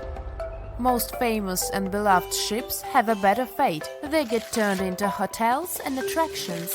Since ships are extremely expensive to build, no wonder that they are so huge, often as long as 3 football fields and as tall as 20-story building. The companies want to accommodate as many passengers as possible, because it means better profits. Also, cruise ship cabins are built separately from the ship, because otherwise there wouldn't be enough space for the construction.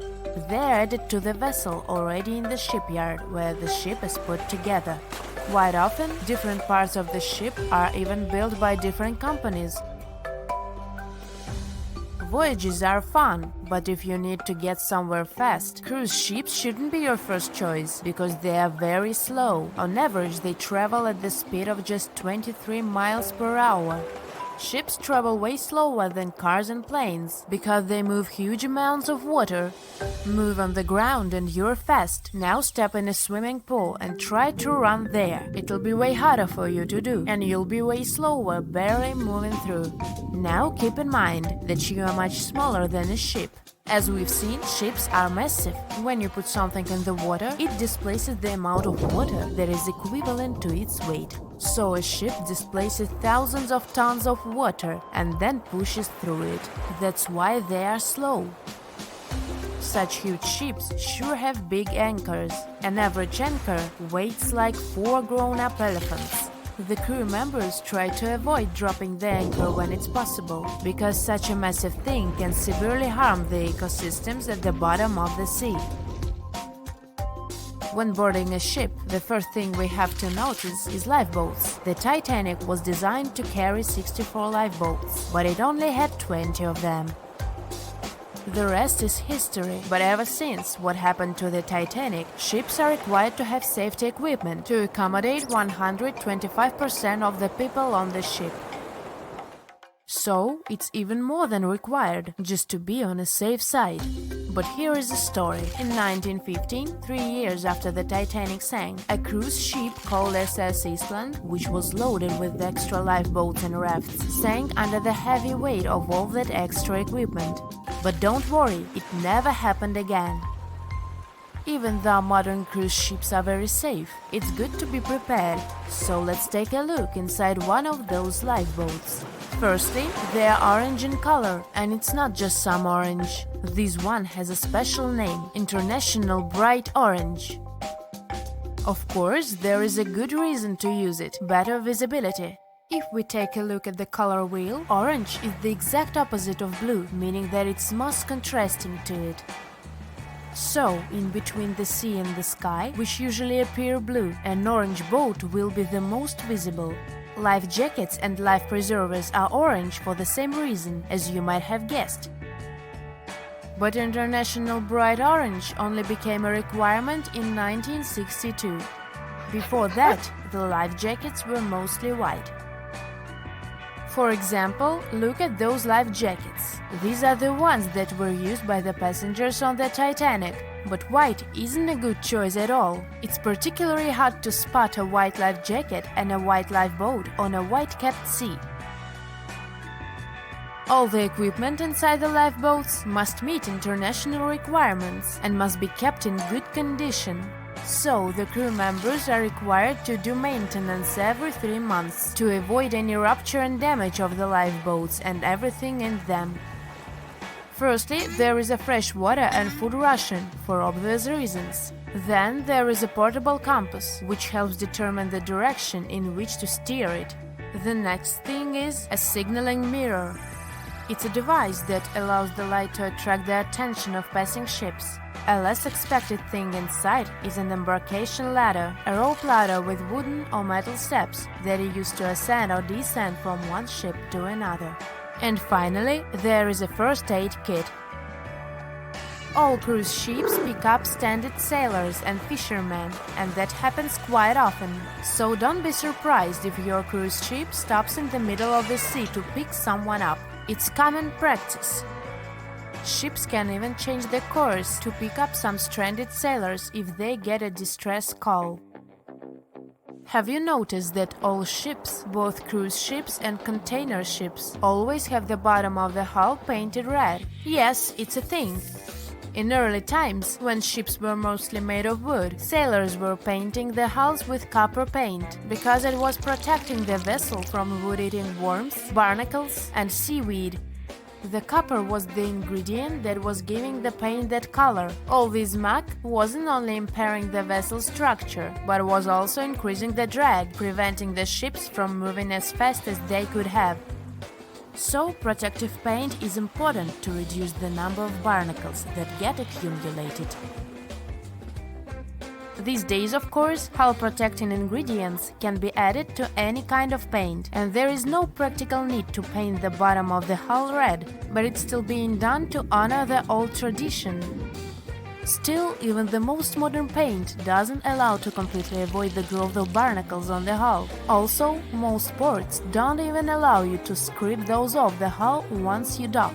That's because the ships that arrive from faraway waters can bring along non-native species of seaweed and other organisms which can severely harm the local ecosystem.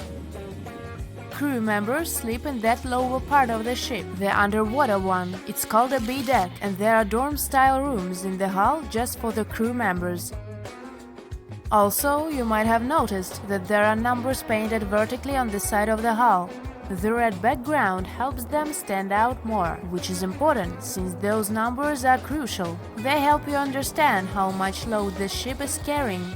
The more weight there is on board, the lower in the water the vessel will sit.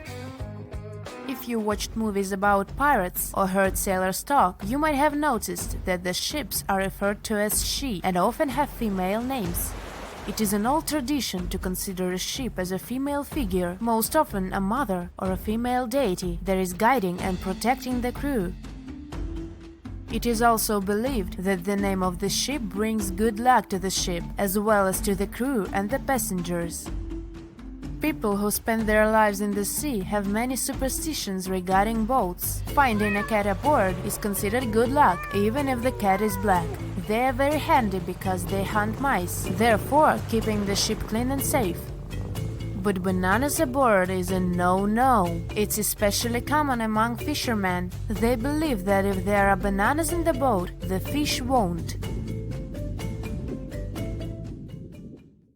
Far out in the open sea on a perfectly calm day, a dot appears on the horizon. It grows in size as it gets closer, and soon you can see it's a ship. But when you look at it through the spyglass, chills go down your spine. The vessel is in perfect condition and its cargo is on board, but it's completely devoid of people, drifting listlessly along the current. That was what the captain of the Ellen Austin saw in 1881, and what brought his crew so many sorrows.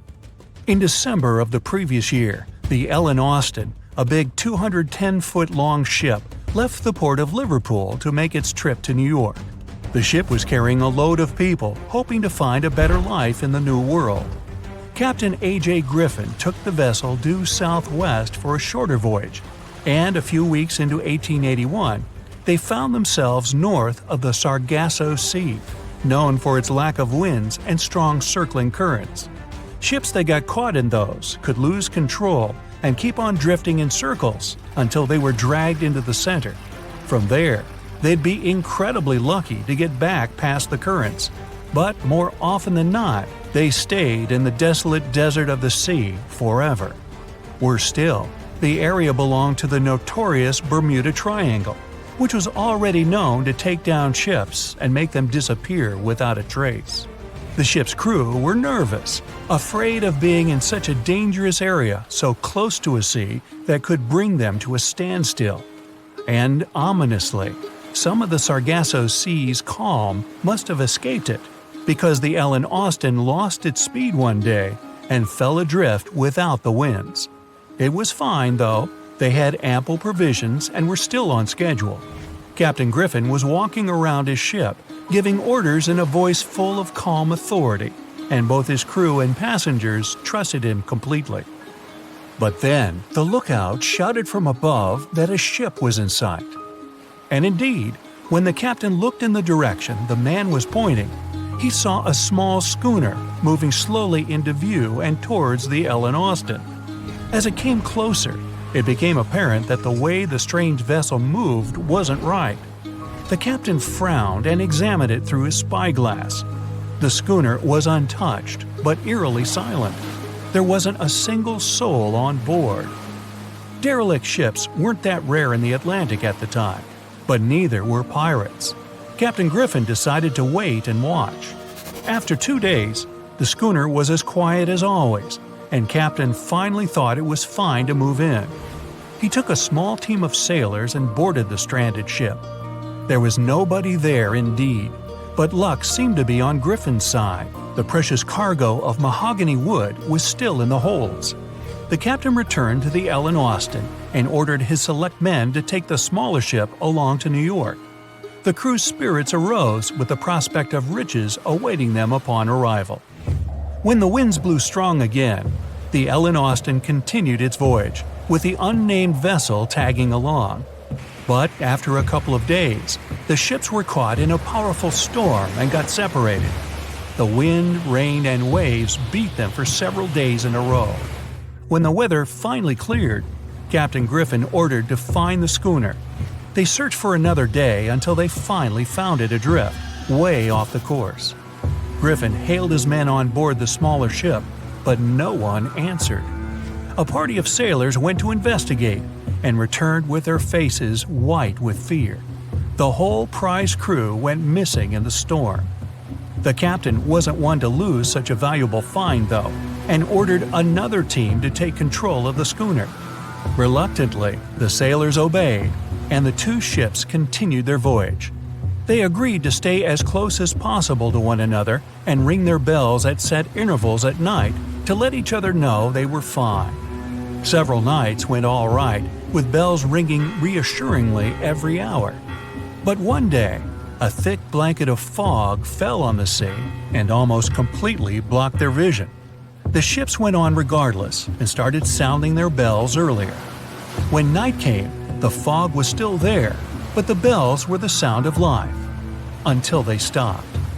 Captain Griffin rang the bell once, then twice. No answer. The crew lit the fires and looked out into the sea intently, but the fog hadn't lifted, and they couldn't see a thing in the swirling abyss beyond the ship's board. Nobody could sleep that night, and they waited in silence until the break of dawn. The first rays of sun made the fog slowly disperse, and the whole crew went to the edge of the deck with heavy hearts. There was still hope in them, until the last strands of the mist went away, revealing a vast, calm, and most importantly, empty ocean. The nameless schooner was gone, and so was the second team of the Ellen Austin sailors. The ship sailed the rest of the way to New York in grave silence. Once it arrived at the port, the passengers were only too happy to leave the vessel, and no one so much as turned their head as a goodbye. That was the ship's last voyage as the Ellen Austin. That same year, it was sold to a German shipping company and renamed Meta. No one ever found the derelict schooner or the sailors that went missing with it. And that would probably be the end of this mysterious and unresolved story, if it held at least a little bit of the truth. In reality, none of the enigmatic things in the narrative actually happened. The Ellen Austin did indeed leave Liverpool and headed southwest to New York, and its captain was really A.J. Griffin, taking people to the American continent. But from here, the story falls apart. First of all, the ship went way too far to the north to pass the Sargasso Sea so closely. There was simply no reason to make a detour so broad. Even though the westerly winds were strong, it was still faster to take them head-on than to go in a southerly direction. So the Ellen Austin was probably nowhere near the Sargasso Sea and the Bermuda Triangle. Secondly, the triangle itself has been proven time and again to be nothing but a work of fiction. In fact, it gained popularity in the middle of the 20th century, while nobody even thought of drawing a triangle in the Bermuda area before that. The mystery was popularized by science fiction writers and became a common myth, while no serious research proved it any more dangerous than other parts of the world's ocean. So the crew of the Ellen Austin weren't even aware of the Bermuda Triangle back then, let alone afraid of it. Thirdly, the whole story was told and retold by magazines and mystery-loving personalities with ever-changing details. It first appeared in a newspaper in 1906 and already had the date wrong. The article said the voyage took place in 1891 instead of 1881. Later, the story resurfaced in 1935 on the radio with the wrong name of the captain. It was Baker, not Griffin. The date was also off, saying the trip was taken in August 1881, when the Ellen Austin was already renamed Meta. The legend grew upon with other strange details, such as the ship's route from London to Newfoundland, which was never the case. But the final debunking came from the archives of Lloyd's of London, the marine insurance market that keeps all logs of trade and emigration ship routes. The documents there say that on February 1881, the Ellen Austin completed its cross-Atlantic voyage to New York without incident. Captain A.J. Griffin off-boarded the ship with all his crew hale and hearty and declared no loss of hands during the trip. The voyage took over 2 months because the ship had to fight strong westerly winds pushing it back towards Britain.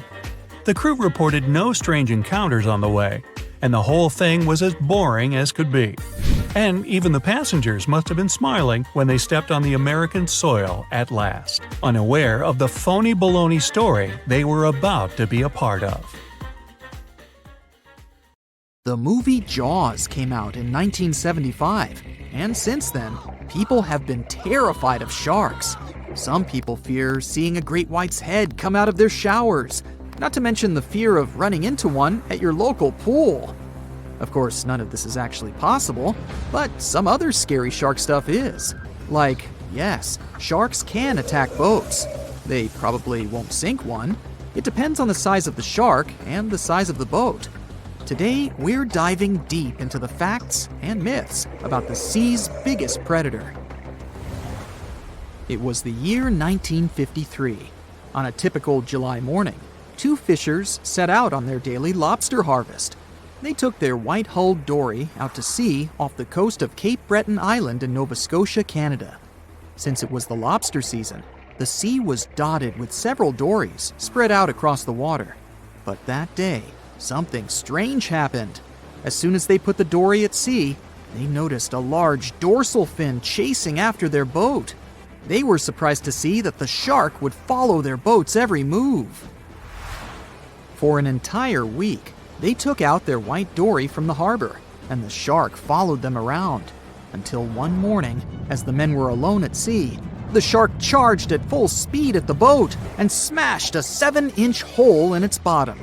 The boat turned over, and both men fell into the water. The shark didn't come after the men, though.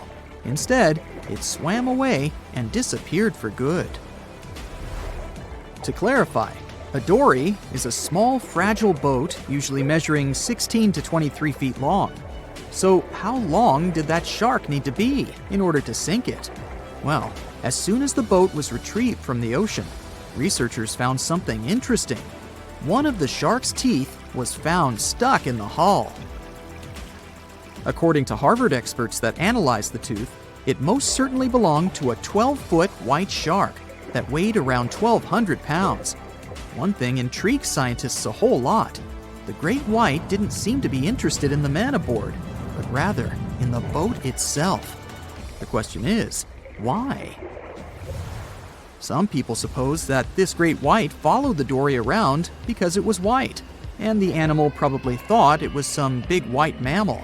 It's not the first boat a shark has attacked. You see, sharks don't attempt to sink boats because they're mean and evil. Rather, it's due to murky waters and hard materials that make them mistake inanimate objects for their usual lunch menu.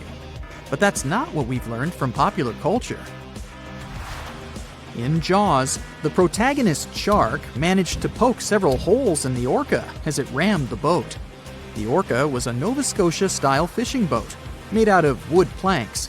It wasn't a huge boat, so it seemed plausible that a great white could ram it. But, according to Mythbusters, that's very far from the truth. A great white swimming at its maximum speed wouldn't be able to take down a medium-sized fishing vessel. The same goes for bigger boats.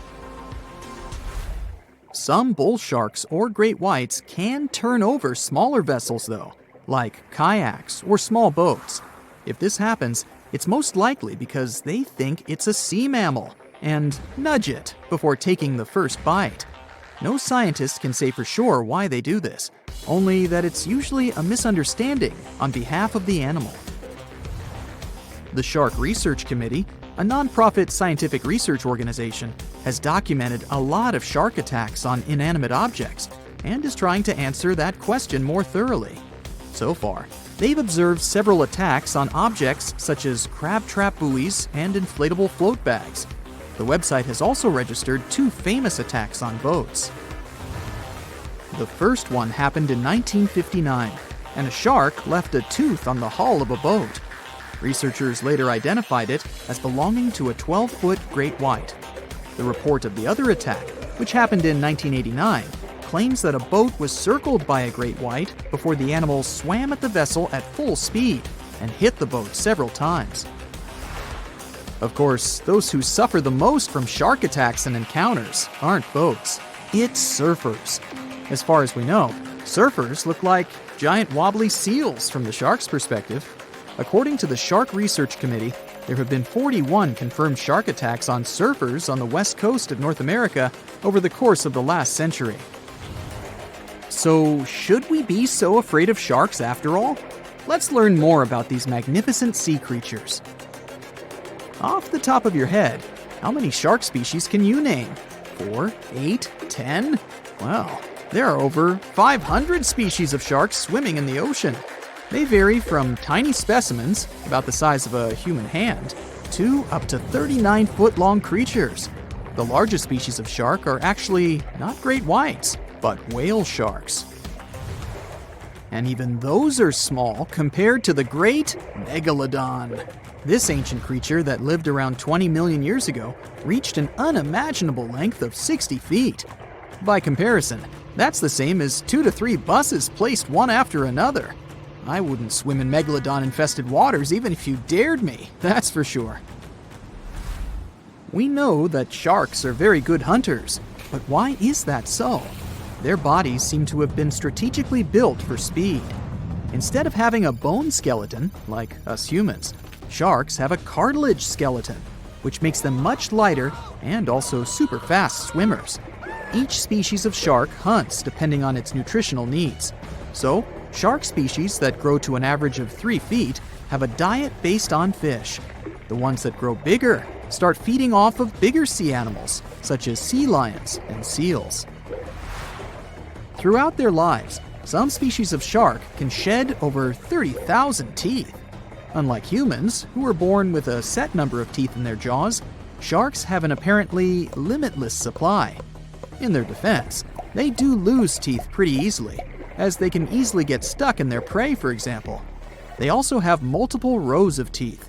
The jaws of a great white can contain up to 7 rows of teeth, and can grow to be more than 6 inches long. And since we're speaking of great whites, the most feared shark species roaming the oceans, this is ray. Ray is an adult white shark. He can swim up to 50 miles a day, so he needs a lot of fat in order to keep his body functioning. Funny thing about Ray, when he opens his jaws to hunt, his eyes roll back together with his head, so his sight is hindered when he's taking a bite. Now, he does like it when the water is murky and underwater visibility is low. That's because it makes it harder for his prey to spot him coming. These conditions can make it easier for him to grab that yummy seal. But this can also make it easy for him to mistake a random boat for lunch and end up scaring some humans. Some Hollywood movies love to portray sharks as having superpowers. Although they're not innately cruel, one species of shark does have something that can be considered bizarre. Hammerhead sharks, one of the most dangerous species of sharks, have a sort of sixth sense. Inside their heads, they have electroreceptor organs called ampullae of Lorenzini. These organs allow sharks to detect the electromagnetic fields of all living things in the ocean. This ups their hunting abilities to another level. They can even find prey hidden in the sand because they sense its electromagnetic field. You should know one thing. If a shark lives in a balanced ecosystem, it won't feel the need to attack unknown things. These animals are curious, though, so maybe we should cut them some slack when they bite a piece off a random boat. If I asked you to name the most famous shipwreck of all time, you'd go with the Titanic, right? The Atlantic Ocean, the hope for new life, heartbreaking love stories. It had it all to become a blockbuster. But I guess you've never heard of SS Princess Alice that submerged in the sewage of the River Thames, taking between 600 and 700 lives with it. Life in 19th century Victorian London wasn't easy, especially for working class folks. Affordable public transport and bank holidays made it a bit easier. The people could escape to the coast on a train or pleasure boat, even if it was just for a day. Sheerness on the Isle of Sheppey in Kent started as a fort under Henry VIII and then grew into a bustling town with a dockyard.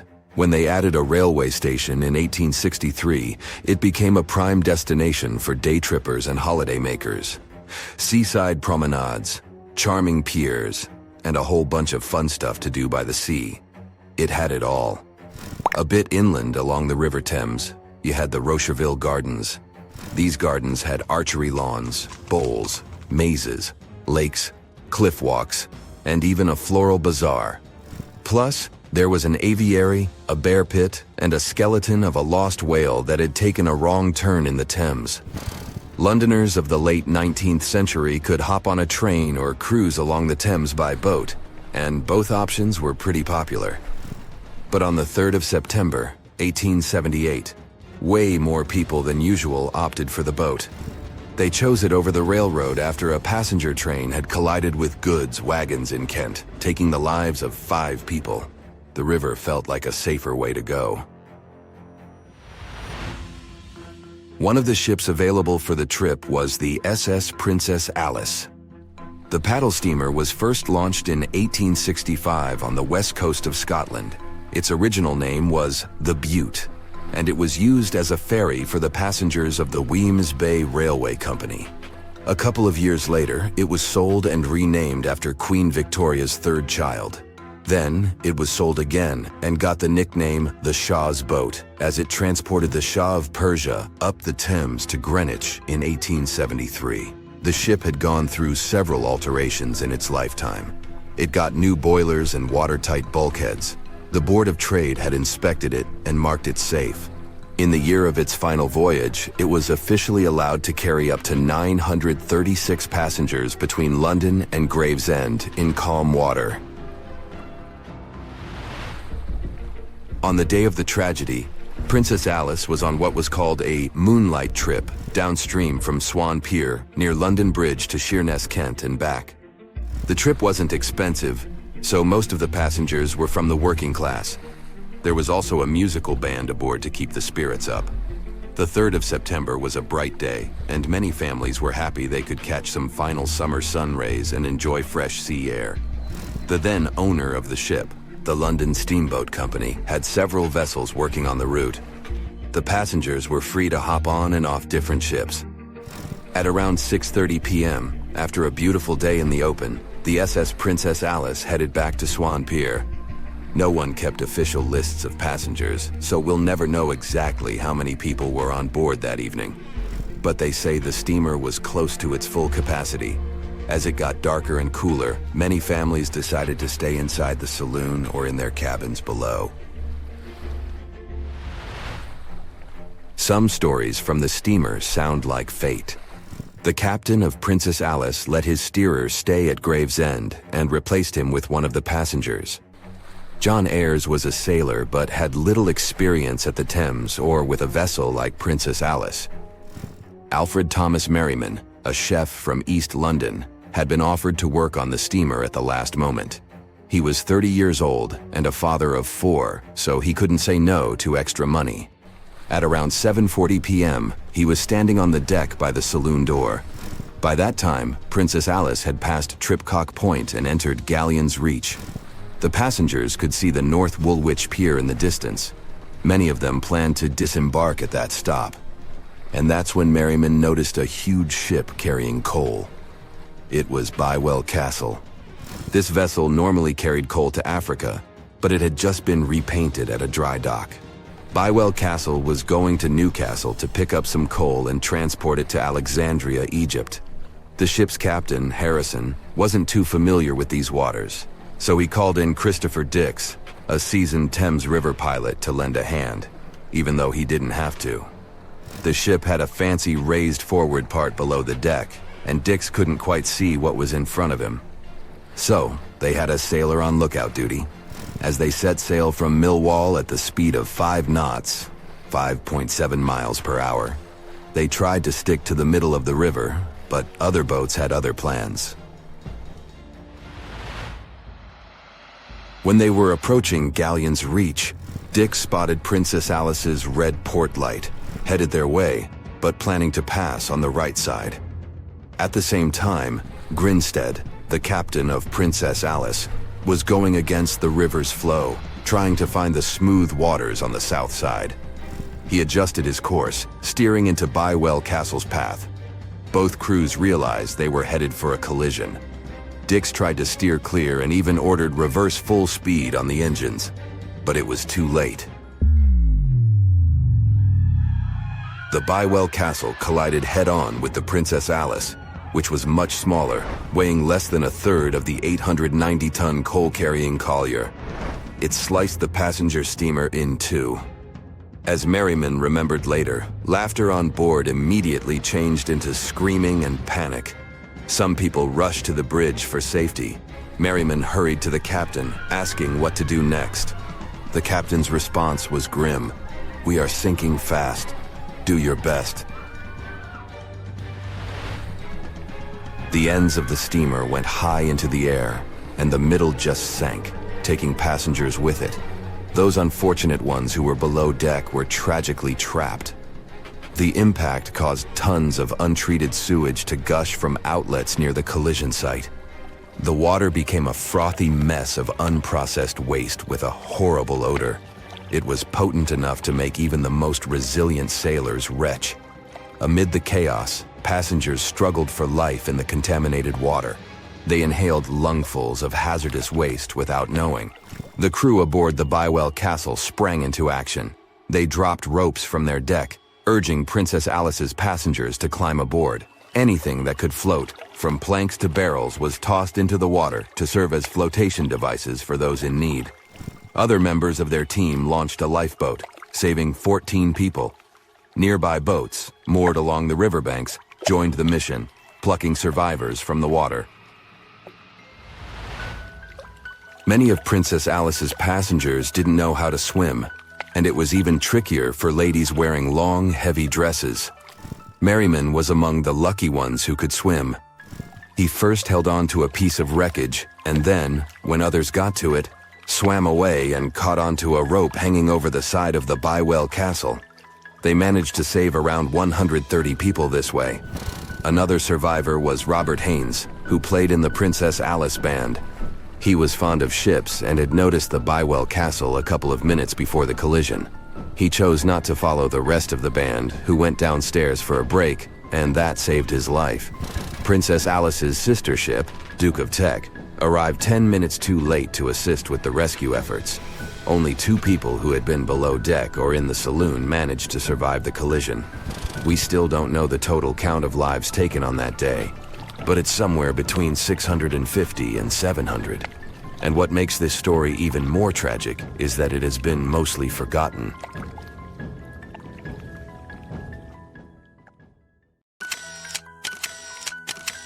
At the beginning of the 20th century, somewhere off the coast of West Africa, a German steamship was leaving the port.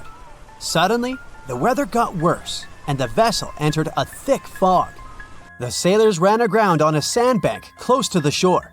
Luckily, no one was hurt, and they were even able to save their precious cargo.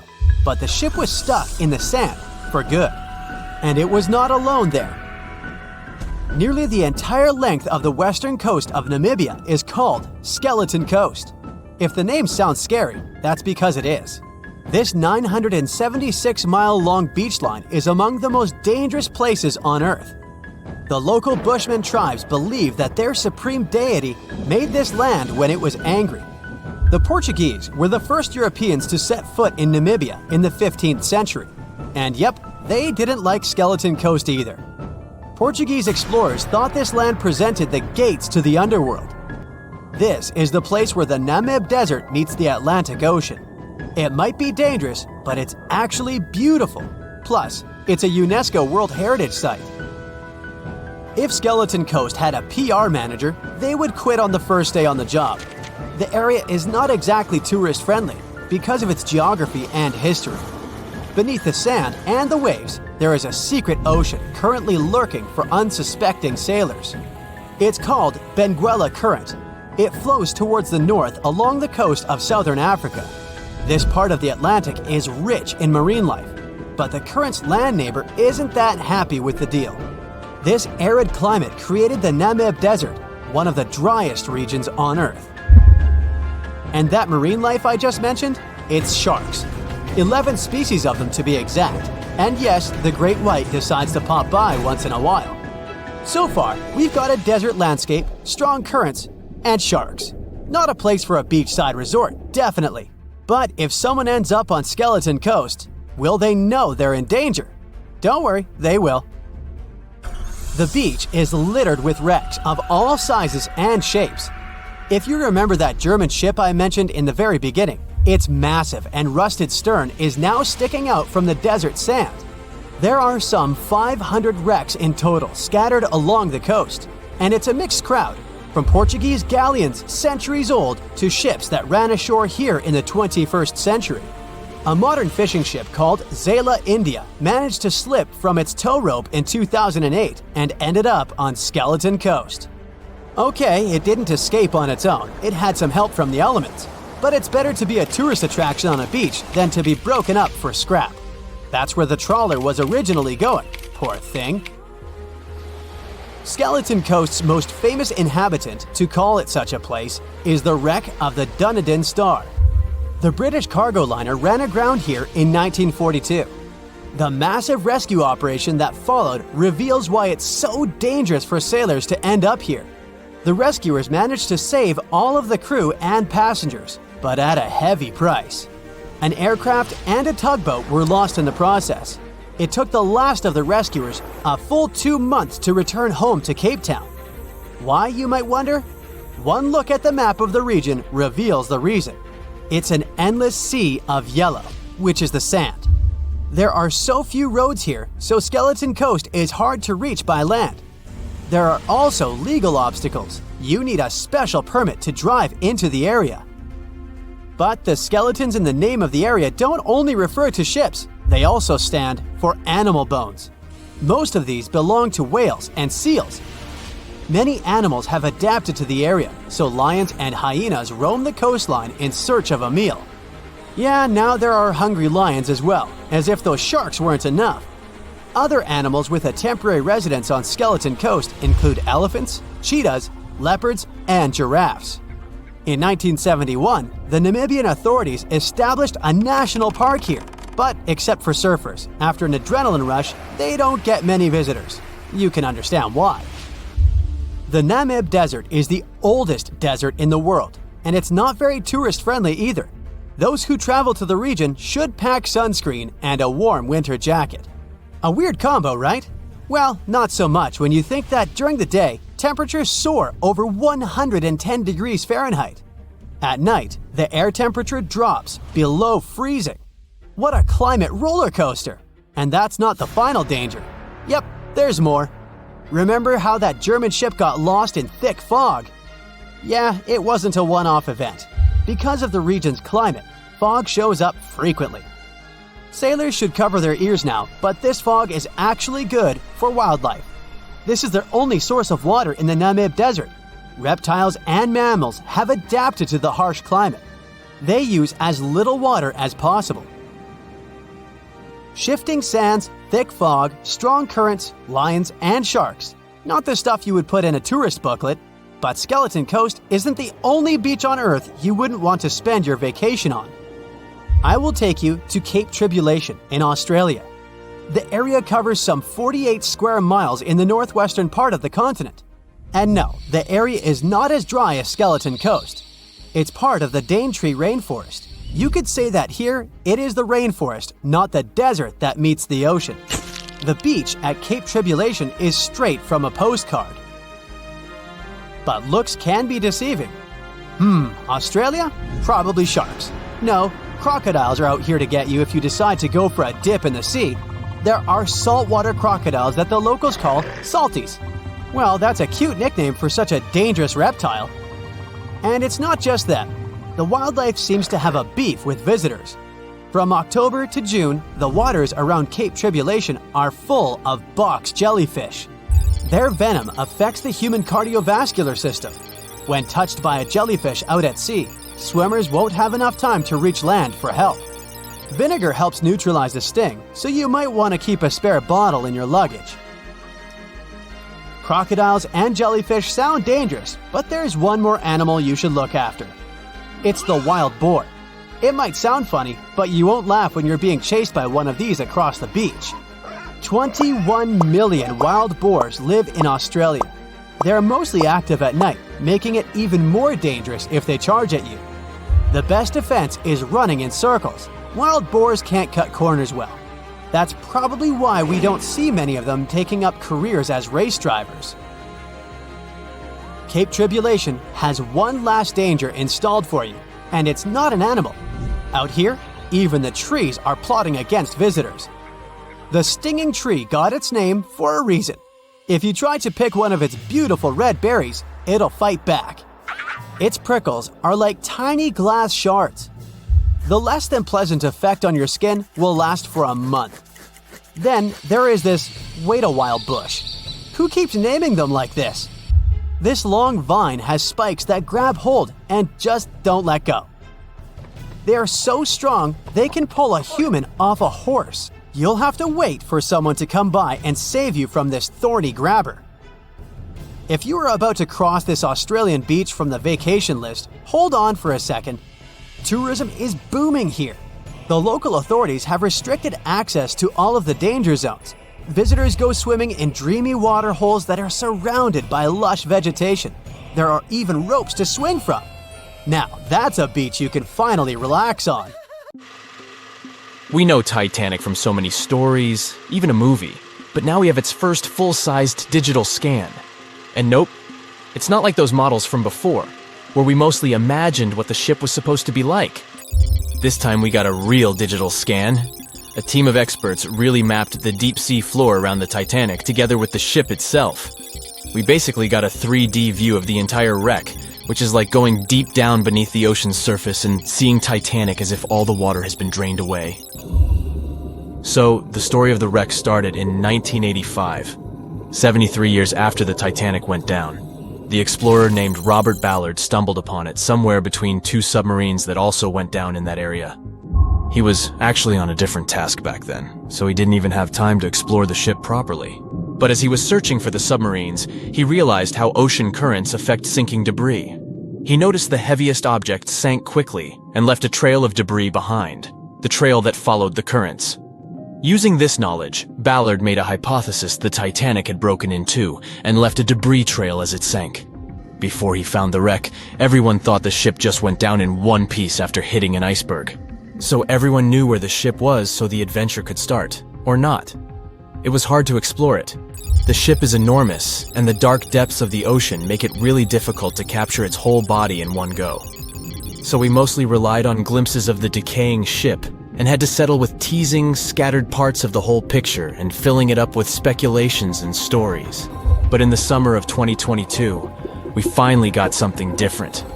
A team of experts from Magellan Loaded, a company specializing in mapping the deep sea, teamed up with Atlantic Productions, who were making a documentary about the project. They embarked on a mission to capture the complete view of the Titanic. They used submersibles. Those are vehicles that go underwater, remotely controlled by a team of skilled explorers. These submersibles dove deep into the ocean. It wasn't an easy job. They spent over 200 hours collecting information about the entire length and breadth of the wreck. It was like a real-life treasure hunt. But instead of finding gold and jewels, they took something even more precious. Over 700,000 images of the Titanic from every angle possible. Yup, they took photos of every tiny part of the ship, even the not-so-interesting bits most of us would usually skip. Even mapping the muddy parts was an important part, because it helped fill in the gaps between the more exciting things they discovered. And this was a way for all of us to finally get a detailed 3D reconstruction. Even though it's been more than 100 years, you can still recognize the bow of the Titanic, covered in rust that hangs down like stalactites. On top of the bow is the boat deck, where a big hole gives us a glimpse into the empty space where the grand staircase once stood, like a window into the ship's glamorous past. Its stern is now a wild mess of twisted metal. As the Titanic went down, this part collapsed and spiraled into the seabed. The bow and the stern ended up separated by about 2,600 feet. There's a vast field of debris surrounding this giant, stuck on the seafloor. This debris is like a scattered treasure trove, full of intricate metalwork from the ship, statues, and even unopened champagne bottles. There are also personal belongings that went down together with the ship, like dozens of shoes resting across the seafloor. It was a tough task to do, go down and take all those pictures. It may not sound that hard at first, considering it was the vehicle that really immersed itself into such deep parts of the ocean, not the people. But studying the ocean is hard. We haven't explored, mapped, or even seen over 80% of it. The conditions are harsh, and the pressure becomes more intense the deeper you go. And their vehicle had to dive down to nearly 13,120 feet below the surface. That's like 12 Eiffel Towers stacked on top of each other. Plus, you have strong currents in that area, so it was probably like trying to navigate through a watery maze. And submersibles weren't supposed to touch anything. Even the slightest wrong step can damage the wreck that was already so fragile. It seems like the Titanic is frozen in time, so it will always be there waiting for us. But in reality, it's slowly disappearing. It's pretty obvious that the ocean water ruined it considering how long it has been down there. But it's not just that. The wreck itself has become a home for a specific type of bacteria Halomonas titanicae that even got named after the famous ship. These bacteria have a special ability. They can survive inside rusty formations known as rusticles. They kind of look like icicles, those spikes of ice that form when water falls from something and freezes. These bacteria have a taste for iron, which is abundant in the ship's hull. For them, it's like a real buffet down there. And as time goes by, these bacteria will keep eating away at the iron in the ship, bit by bit, until one day the feast comes to an end and the whole ship is gone. It's like a slow but steady recycling process. So this 3D model we got because of the hardworking team and technology comes at the best time because we never know how much time we have left with exploring the famous wreck. This time we might even understand the collision with the iceberg better. You know how movies always show the Titanic hitting the iceberg on its right side? Well, we can't even be certain about that. The scans could help us figure out if the ship actually grounded on the iceberg, like getting stuck on it.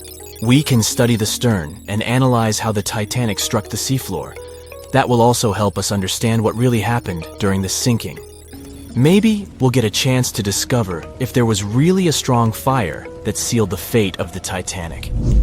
One theory says that the coal fire had been raging for a whole 3 weeks before the ship even took its first and last trip. And this could have made its hull weaker, which means most of the work was done. The iceberg just delivered the final blow. If there even was an iceberg, as some people wonder. There's an alternative theory they suggested where the Titanic may have actually hit a hidden mass of pack ice instead of a typical iceberg. Pack ice is made up of large sheets of ice that float near the ocean's surface and can be difficult to spot. They believe this pack ice might have drifted into the Atlantic from the Arctic Ocean. According to one professional mariner, Captain L.M. Collins, that stands up with that idea. If the Titanic had struck a regular iceberg, the ship would have sunk much more quickly than it did. And since the Titanic managed to stay on the surface for a relatively long period of time, less than 3 hours, maybe this was a different type of collision. The mariner also said there are differences in what people said they saw when the Titanic sank. He thinks these differences might be because of optical illusions. In this case, when people were looking at the ocean that night, the way the light was reflecting and the conditions at sea might have made things appear closer or distorted. So when they saw something in the water, it might not have been exactly what they thought it was. Whether it was an iceberg or something else. Binoculars might have helped the crew members to spot the potential danger, but unfortunately, they didn't have any. It appears they were locked inside a cabinet, and no one knew where the key was. It has recently become a popular location for many tourists looking for the perfect place to get away from it all. If you're lucky enough to catch a sunny day here, it's like no other, I can assure you. Chances are, you'll end up having loads of foggy days, but let's be honest, they have a special allure of their own. This enchanting smile-shaped island is called Sable Island. It's located 190 miles from mainland Nova Scotia. It wasn't accessible to the general public until 2013. That's when it was added to the list of National Parks of Canada. You can get here either by plane or by water. But what's so enchanting about this place anyway? There must be something since the yearly tourist count is growing every year. Firstly, there's a spectacular number of wild horses here. There are between 200 and 500 horses roaming free all over the island. There's also a large population of gray seals. The place is also the only breeding location of a rare bird species called the Ipswich sparrow. If you're already considering a trip here, there are some things you need to know first. Remember that fog I mentioned earlier?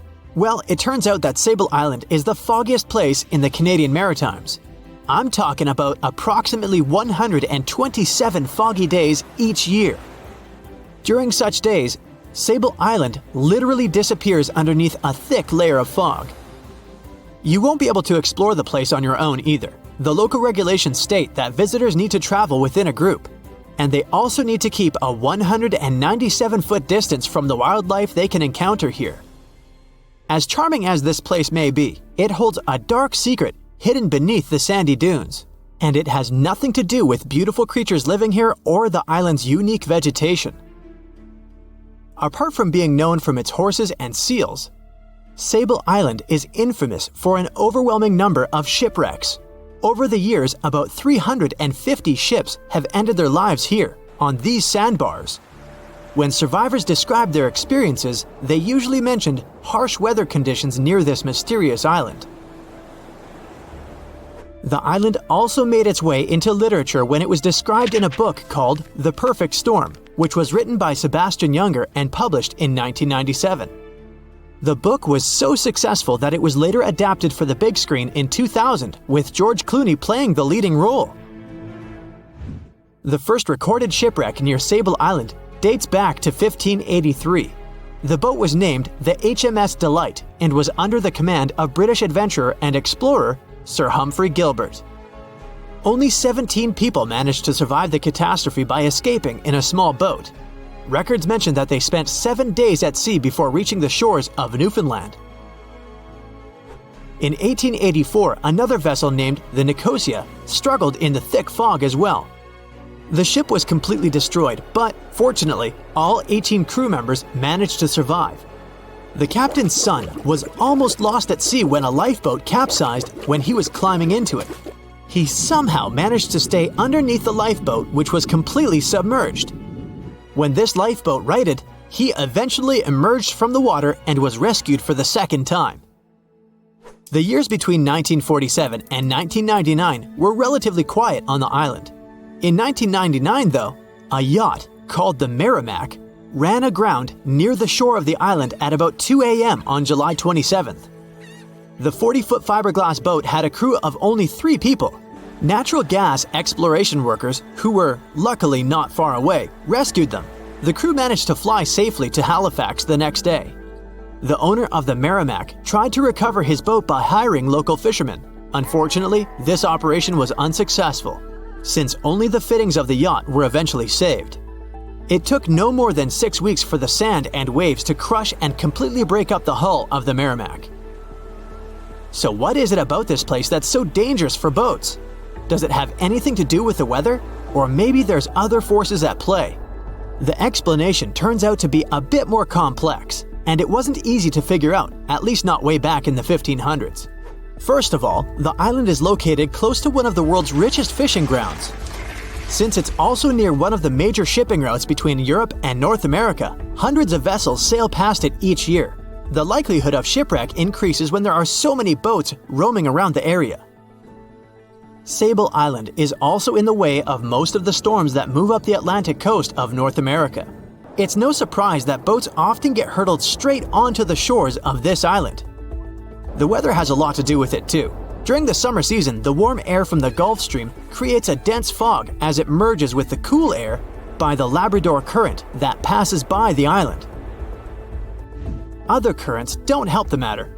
Sable Island is next to the meeting point of 3 major ocean currents: the Gulf Stream, the Labrador Current, and the Belle Isle Current. Since the 1950s, radars and other modern navigation tools have been used on commercial vessels as well. Up until then, the sextant was the main instrument used to figure out a ship's location. It doesn't mean that sextants weren't accurate, but this instrument couldn't work properly without a clear view of the sun or stars, which means it didn't help much in dense fog, such as the one surrounding Sable Island, or when it was cloudy. Often during bad weather, the captain of a ship navigated, relying on their experiences and intuition based on the ship's speed and direction. That's why most of the survivors in shipwrecks near Sable Island said that the captain had simply miscalculated the ship's position, crashing into Sable Island by accident. This dusty, sandy land is as unfriendly to ships as it is to trees. There's reportedly a single tree on the whole island, and it looks a lot more like a bush. It's actually a pine tree. And since the famous island horses don't see it as much of a food source, it somehow managed to survive. Reports say that the tree was planted back in the 1950s. Local authorities were trying to grow a forest on the island to make it a bit more welcoming. They've planted tens of thousands of trees over the years, more than 69,000 evergreens, 600 fruit trees, and about 55 pounds of pine seeds, along with other plants which could survive the conditions on the island. But they were no match for the extreme weather and sandy soil. Out of all those plants, just one pine tree is still alive. Thanks to its resistance, it has even become a symbol of Sable Island. Interestingly, for around 40 years, the island also had just one inhabitant. Can you imagine that? One person living on a remote island for so many decades? It's the story of a woman called Zoe Lucas. She chose to surround herself with the only residents on the island: the horses, the gray seals, and the many species of birds. An esteemed naturalist, she mentioned in an interview she gave back in 2017 that she was used to living on the island and that she never got lonely. To survive here, she had to put together an essentials kit. It included a notebook to take notes and a pair of binoculars to study the wildlife. You can safely assume she wasn't scared of the intimidating surroundings, since she decided to eventually call this place home. At first, Zoe wanted to set up camp on one end of the island, near some abandoned buildings. But eventually, she settled in a wooden house near a bunch of sand dunes. A Canadian institution called the Meteorological Service of Canada put together the simple construction back in the 1940s. Parks Canada operates the building these days. Zoe's work included gathering as much data on the local horse population as possible. It could help scientists better understand how they managed to adapt to the unfriendly environment. She also helped gather the debris that made it to the shore to help track pollution levels. Among all the rubbish that she collected, there was a refrigerator and a crate full of fresh peppers. Some other specialists eventually started working rotating shifts on Sable Island to offer the brave woman a little bit of company now and then. The moon shines brightly and illuminates the black water of the ocean. Thick fog descends on it in ominous silence. Then, it's suddenly broken by the creaking of wooden boards, followed by a rippling of the waves. Through the fog, you see the outline of an old, large ship. Its hull is rusty, and a strange cold is coming from it. But the most unsettling thing is that there's no one on the deck. The ship sails without a crew. No, this isn't a mythical Flying Dutchman, but a very real ghost ship. September 2nd, 2019. The British Royal Navy's ice patrol ship, called the HMS Protector, sails through the calm waters of the Atlantic Ocean. The time is 11 p.m.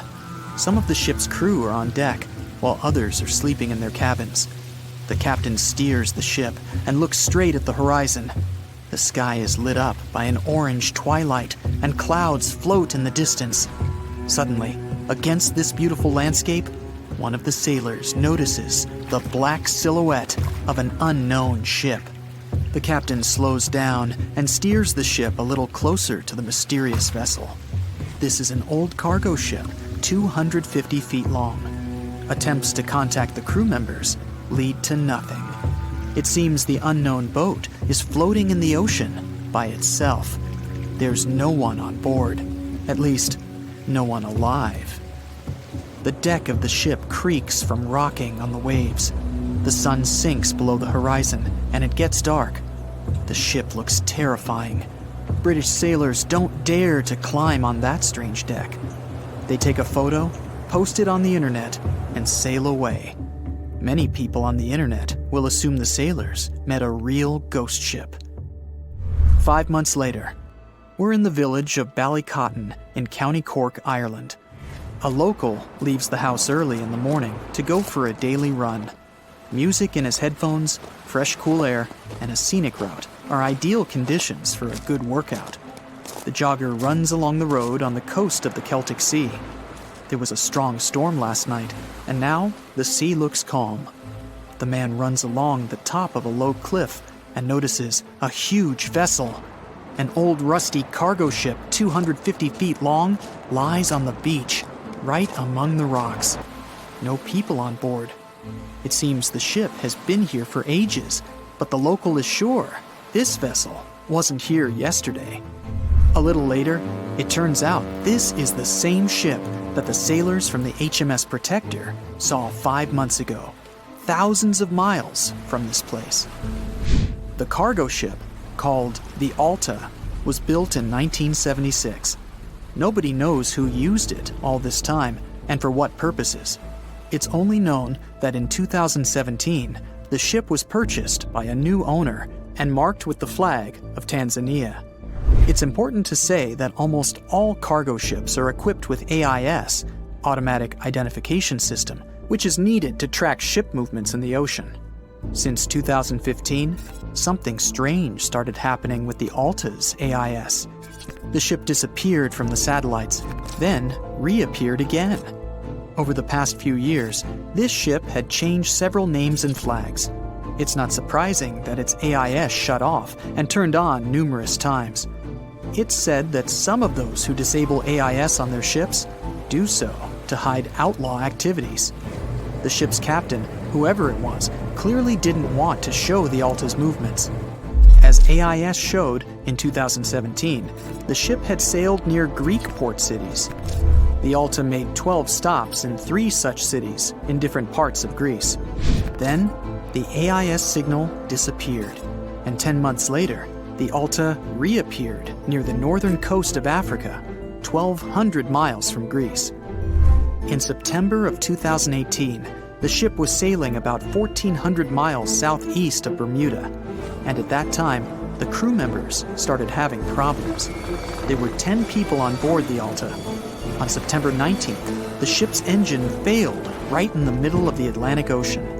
The nearest shore was very far away. The ship began to drift. As days passed, the crew couldn't fix the vessel. Food supplies were running low. The crew started to panic and tried to contact someone. The situation got worse as a strong hurricane was approaching the place where the ship broke down. Crew members contacted the U.S. Coast Guard. On October 2nd, a helicopter headed towards the ship. Food and water were unloaded on the Alta. This was enough for the crew to bide their time for several days.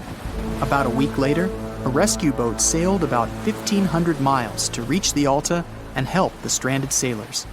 Shortly before the start of the hurricane, American rescuers succeeded. The entire crew of the wrecked ship was taken to Puerto Rico. The Alta remained drifting in the ocean. After a while, another ship arrived to tow it to the coast of Guyana. Then, something went wrong again. The ship was hijacked. Who did it and why remains a mystery to this day. But then, for some unknown reason, the thieves decided to abandon the ship and left it to drift in the ocean. For almost a year, the ship's location couldn't be tracked. Then, in September 2019, the vessel was found by the British Royal Navy. How the Alta was able to cover the distance across the Atlantic and wash up on the coast of Ireland is unknown. An investigation has been launched in Ireland. It's necessary to identify the owner of the vessel and find a responsible person to take on the task of towing it. But no one has since been found. Once, an unknown person called the Irish authorities and introduced themselves as the owner of the ship, but didn't provide any evidence. Several barrels of oil were found on board the Alta. To dismantle the ship, the Irish authorities will need to spend about 10 million euros. Local residents are annoyed by the wreck too. Corroding metal is bad for the environment, and kids have already snuck on board and posted a video on the internet from inside the abandoned ship. The further fate of the Alta remains unresolved. It's still lying there. That ship sailed in the ocean for just 2 years. Now imagine if some other managed to drift for 38. In all that time, no one could catch this ship, and people still seek it. That vessel is called the SS Bechimo. It was a merchant ship owned by a Canadian trading company. In 1931, the ship got stuck in ice off the coast of Alaska. A strong snowstorm began. The team waited a week for it to end, but the storm only intensified. One day, the weather improved a bit, and part of the team was evacuated to the nearest city. Another part of the crew, with the captain, set up camp near the ship. The storm started again and didn't stop for a long time. The blizzard was so heavy that the ship's captain couldn't see beyond his arm's reach. Finally, when the storm was over, the captain saw that the ship simply vanished. He decided the Bechimo sank during the storm. A week later, the ship was found, drifting near the place where it was lost. The hull of the ship was damaged so badly that it was unsafe to sail on it. the captain decided to abandon the ship. However, it didn't sink. For the next 38 years, it was drifting at various points along the Alaskan coast. Several times, people climbed on the ship, including native Alaskan residents and a group of researchers. Attempts to save the vessel from the sea ended in failure. The salvage operations were hampered by drifting ice and bad weather. The last time it was seen was in 1969. The ship was frozen and blocked by the ice. In 2006, the government created a special project to find the Bechimo. However, in all these years, the ship still hasn't been found. Its fate is unknown. It's likely that the ship has finally found peace and is now lying on the seabed of the Chukchi Sea. Not a lot of people have heard of this mysterious body of water named after famous English explorer Sir Francis Drake. Even though Drake himself never sailed through these waters, one of his ships did pass near this location and discovered a connection between the Atlantic and Pacific Oceans. That's how the area got named the Drake Passage in 1578. Soon enough, the passage became known for some mysterious disappearances. It got the reputation of being the roughest and most unpredictable stretch of water in the world. It's now known for its strong winds and rough seas, with waves that can reach up to 60 feet in height. The passage also has powerful currents with speeds never seen before. Does it sound like a good start to an adventure book? Sure, it doesn't make the place any less real. If you ever decide to travel between the southern tip of South America and the southern tip of the Antarctic Peninsula, you will come across the infamous Drake Passage. We call this place the Drake Passage today, but locals still believe it should be named after Spanish explorer Francisco de Oces. He was a Spanish navigator who, in 1525, led the first known European expedition to navigate the Drake Passage. The trip was part of an attempt of Spain to find a new route to the Spice Islands in the East Indies. Oces and his two ships, the San Lesmes and the Santiago, sailed through the Strait of Magellan and into the Drake Passage, where they encountered treacherous weather and rough seas. Despite the difficulties, they successfully navigated the passage and became the first Europeans known to have done so. However, the expedition failed to find a new trade route, and the crew returned to Spain with no significant discoveries. Some years later, in 1616, another ship captained by Dutch navigator Willem Schouten made one of the most successful voyages through the Drake Passage. Despite the difficulties of navigating the often turbulent seas, eventually, the Drake Passage became an important part of international trade routes in the 19th and early 20th centuries. But this dangerous area holds many secrets. The record of one of the most famous events that happened here takes us back to the year 1914. During that time, a British explorer named Shackleton wanted to travel to Antarctica with 27 men split between two ships. Those were named the Endurance and the Aurora. The explorers wanted to check out two routes that reached the continent. But in 1915, the Endurance got stuck in ice while crossing the Drake Passage and was slowly crushed. Shackleton and his crew had to leave the ship and could only gather some personal belongings. The Endurance eventually sank, and the crew had to survive on ice for a while. The mission changed from exploring to surviving, and only in 1916 all the men were rescued. The Aurora suffered a similar fate. It also got stuck in ice, and 3 men were lost at sea before the rest of the crew was rescued in 1917. For many years, the ship Endurance was thought to have been lost forever. But in 2022, a group of specialists went on a trip to find it. They left from Cape Town, South Africa on February 5th. The leader of the group said it was most likely the most difficult shipwreck search in history. They used special equipment to find the ship under the water and then used a special underwater camera to take a closer look. The members of the team were sure they had found the Endurance because it was in a place where very few ships had ever been. Despite being 10,000 feet underwater, the Endurance didn't look so shabby.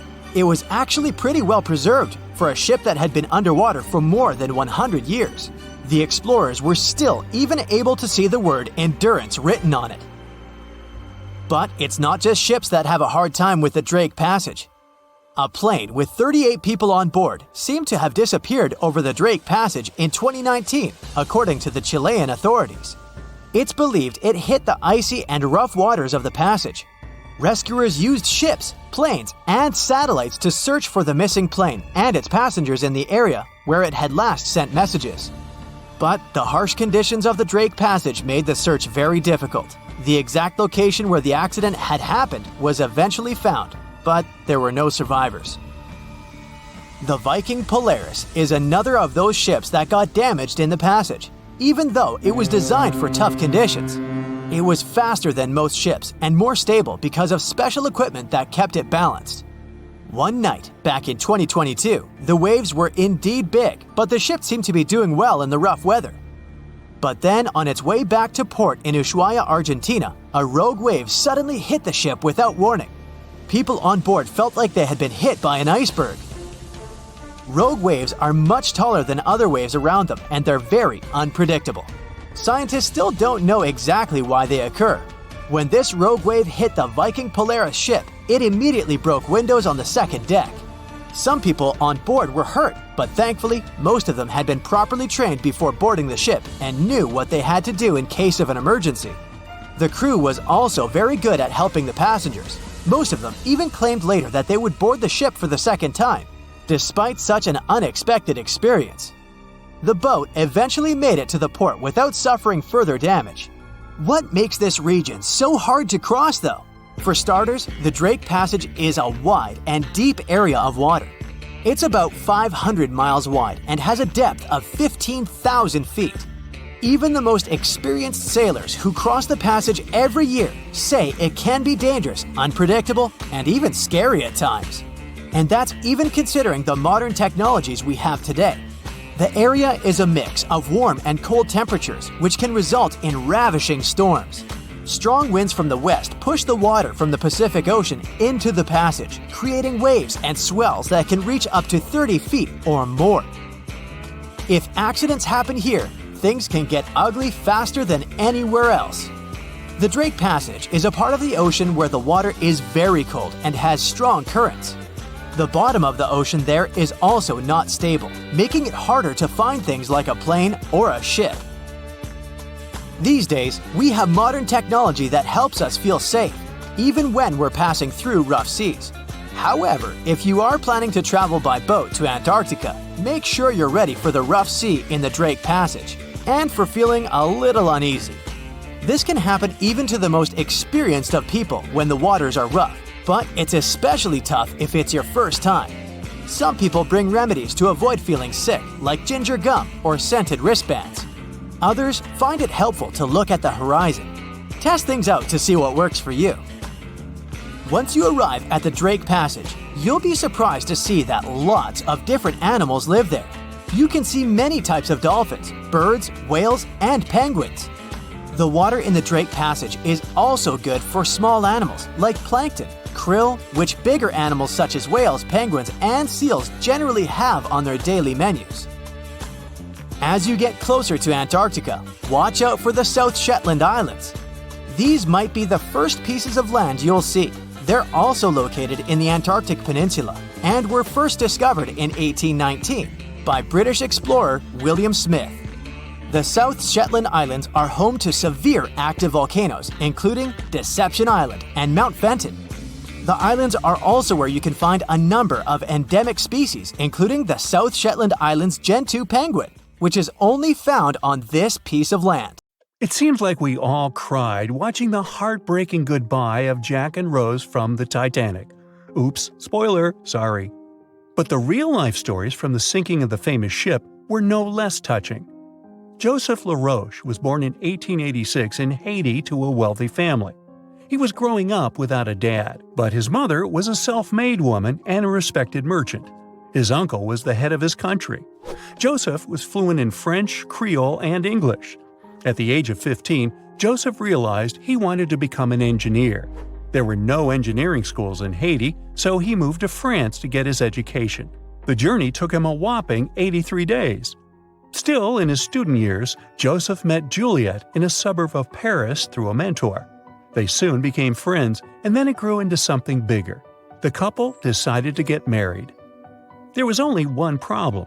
Joseph couldn't find a well-paid qualified job even after completing his studies because of racial discrimination. The intelligent young man realized he could do better. Plus, he needed to provide for his growing family. His third kid was on the way. His uncle back in Haiti promised he'd help Joseph secure a job as a mathematics professor. His mother was overjoyed that her son and his family would be living in Haiti. She bought them first-class tickets for the French liner La France as a reunion gift. But that liner had really weird rules separating parents from their offspring for meals. The LaRoches didn't want to leave their youngsters and make them feel sad on a trip across the ocean. So they decided to trade their first-class tickets for La France for second-class tickets for RMS Titanic's maiden voyage. The Titanic was all the hype, and it didn't separate families, so it looked like a great deal. They planned to change for another ship in New York that would take them straight to their final destination in Haiti. The family boarded the Titanic on April 10, 1912, at Cherbourg. They had 3 days to enjoy the luxurious staterooms, a dining salon, a library, and 3 outdoor promenade decks available to second-class passengers. Juliet sent a letter to her father from Titanic's final stop in Queenston, Ireland. She told him they were more than happy with the accommodation. They had 2 bunks in their cabin and a couch that converted into a bed for their youngest family members. The family made friends with some nice co-passengers with whom they had traveled together from Paris. She thought they had been the only other French people on board, so they sat together for meals. Juliet mentioned they had all spent time together on the deck of the liner. She also wrote the people on board were friendly, although some sources say the family had gone through quite a lot of mean stares, gossip, and remarks. On the night of April 14th, their exciting journey came to an abrupt end. Even though Titanic's wireless operators had received warnings about drifting ice from nearby ships, the liner continued to plow ahead at full throttle. It was around 11:40 p.m. when Titanic's hull collided with the iceberg around 370 miles off the coast of Newfoundland.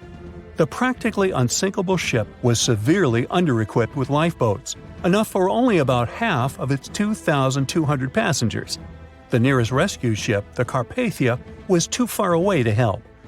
A steward woke up the LaRoche family and took them to the lifeboats, as Juliet remembered later. She couldn't speak any English, so everything that was going on seemed even scarier to her. A little after midnight, the crew received the order to give priority to women and children when boarding the lifeboats.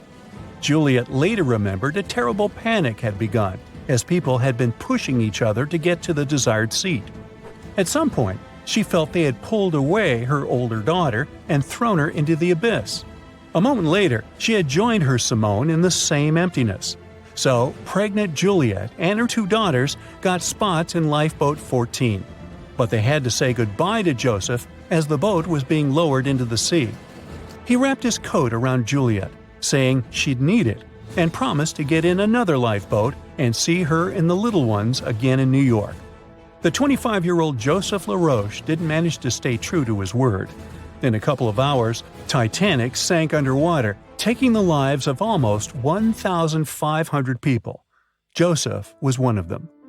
Juliet and the girls were among the 700 survivors who had been rescued by the Cunard liner Carpathia several hours later. Once they reached New York, they were looking through the crowds of people, hoping to see Joseph again. When it became obvious they wouldn't find him, it was time for them to decide what to do and where to go. Without any knowledge of English or money that had gone down with the ship, Juliet managed to survive in America only for 3 weeks, and then had no other choice but to go back to France. Joseph's uncle was no longer able to help them, as others had taken his life 4 months after the Titanic tragedy. In December 1912, Juliet gave birth to a son who she named Joseph after his father. For the rest of her life, she couldn't get over the loss of her beloved husband. That's why she didn't like to speak about what had happened on Titanic and told her children not to mention it. In 1995, a member of the Titanic Historical Society interviewed Louise, who was the last remaining LaRoche child and the last French survivor of the sinking.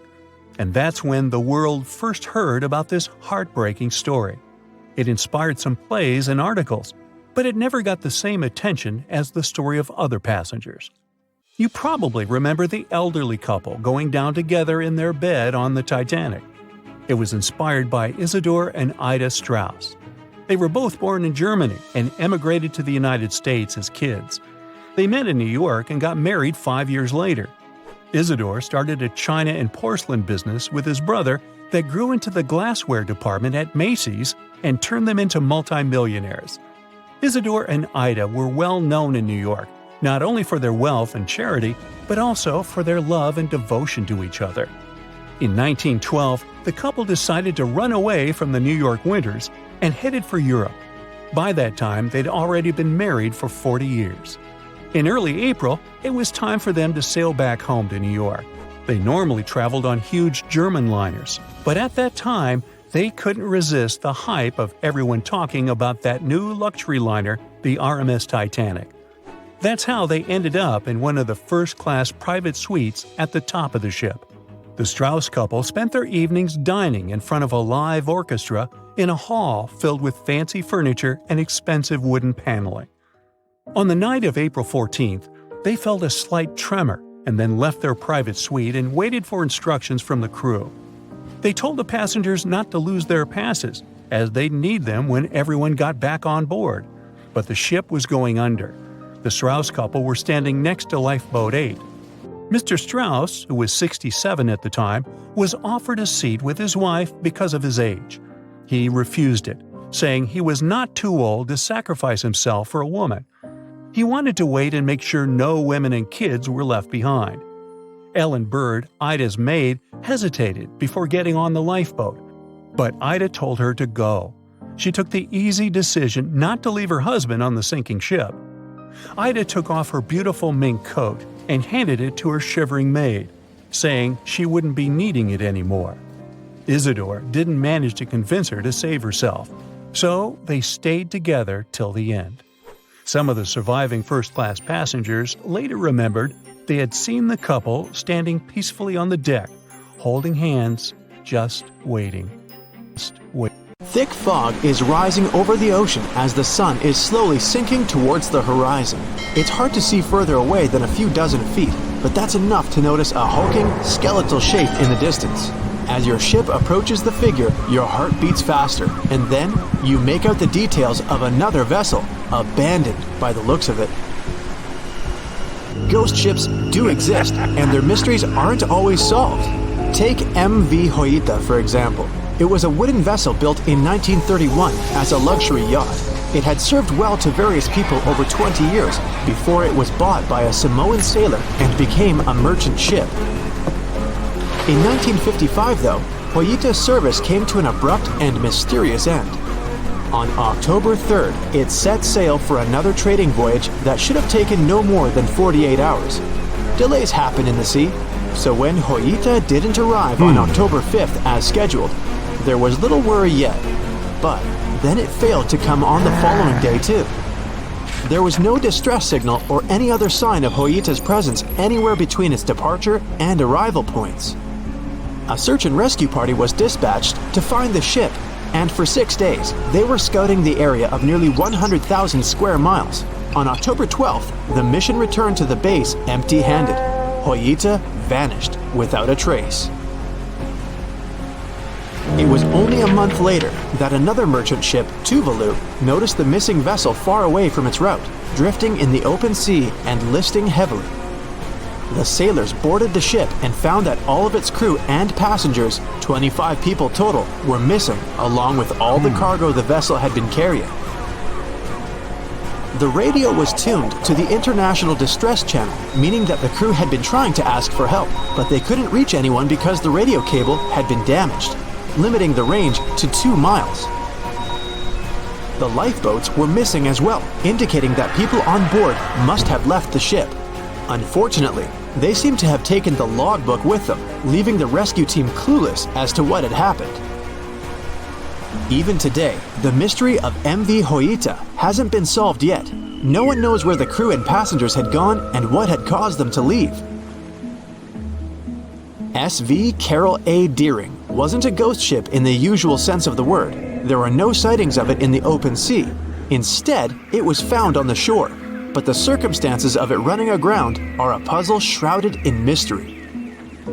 Carroll A. Deering was built in 1919 in Maine, and it was a large vessel made for commercial voyages. Unfortunately, despite its large cost of construction, it had only served for a year before its last trip. July 19, 1920. The ship was traveling from Puerto Rico to Rio de Janeiro via Newport News to deliver a cargo of coal.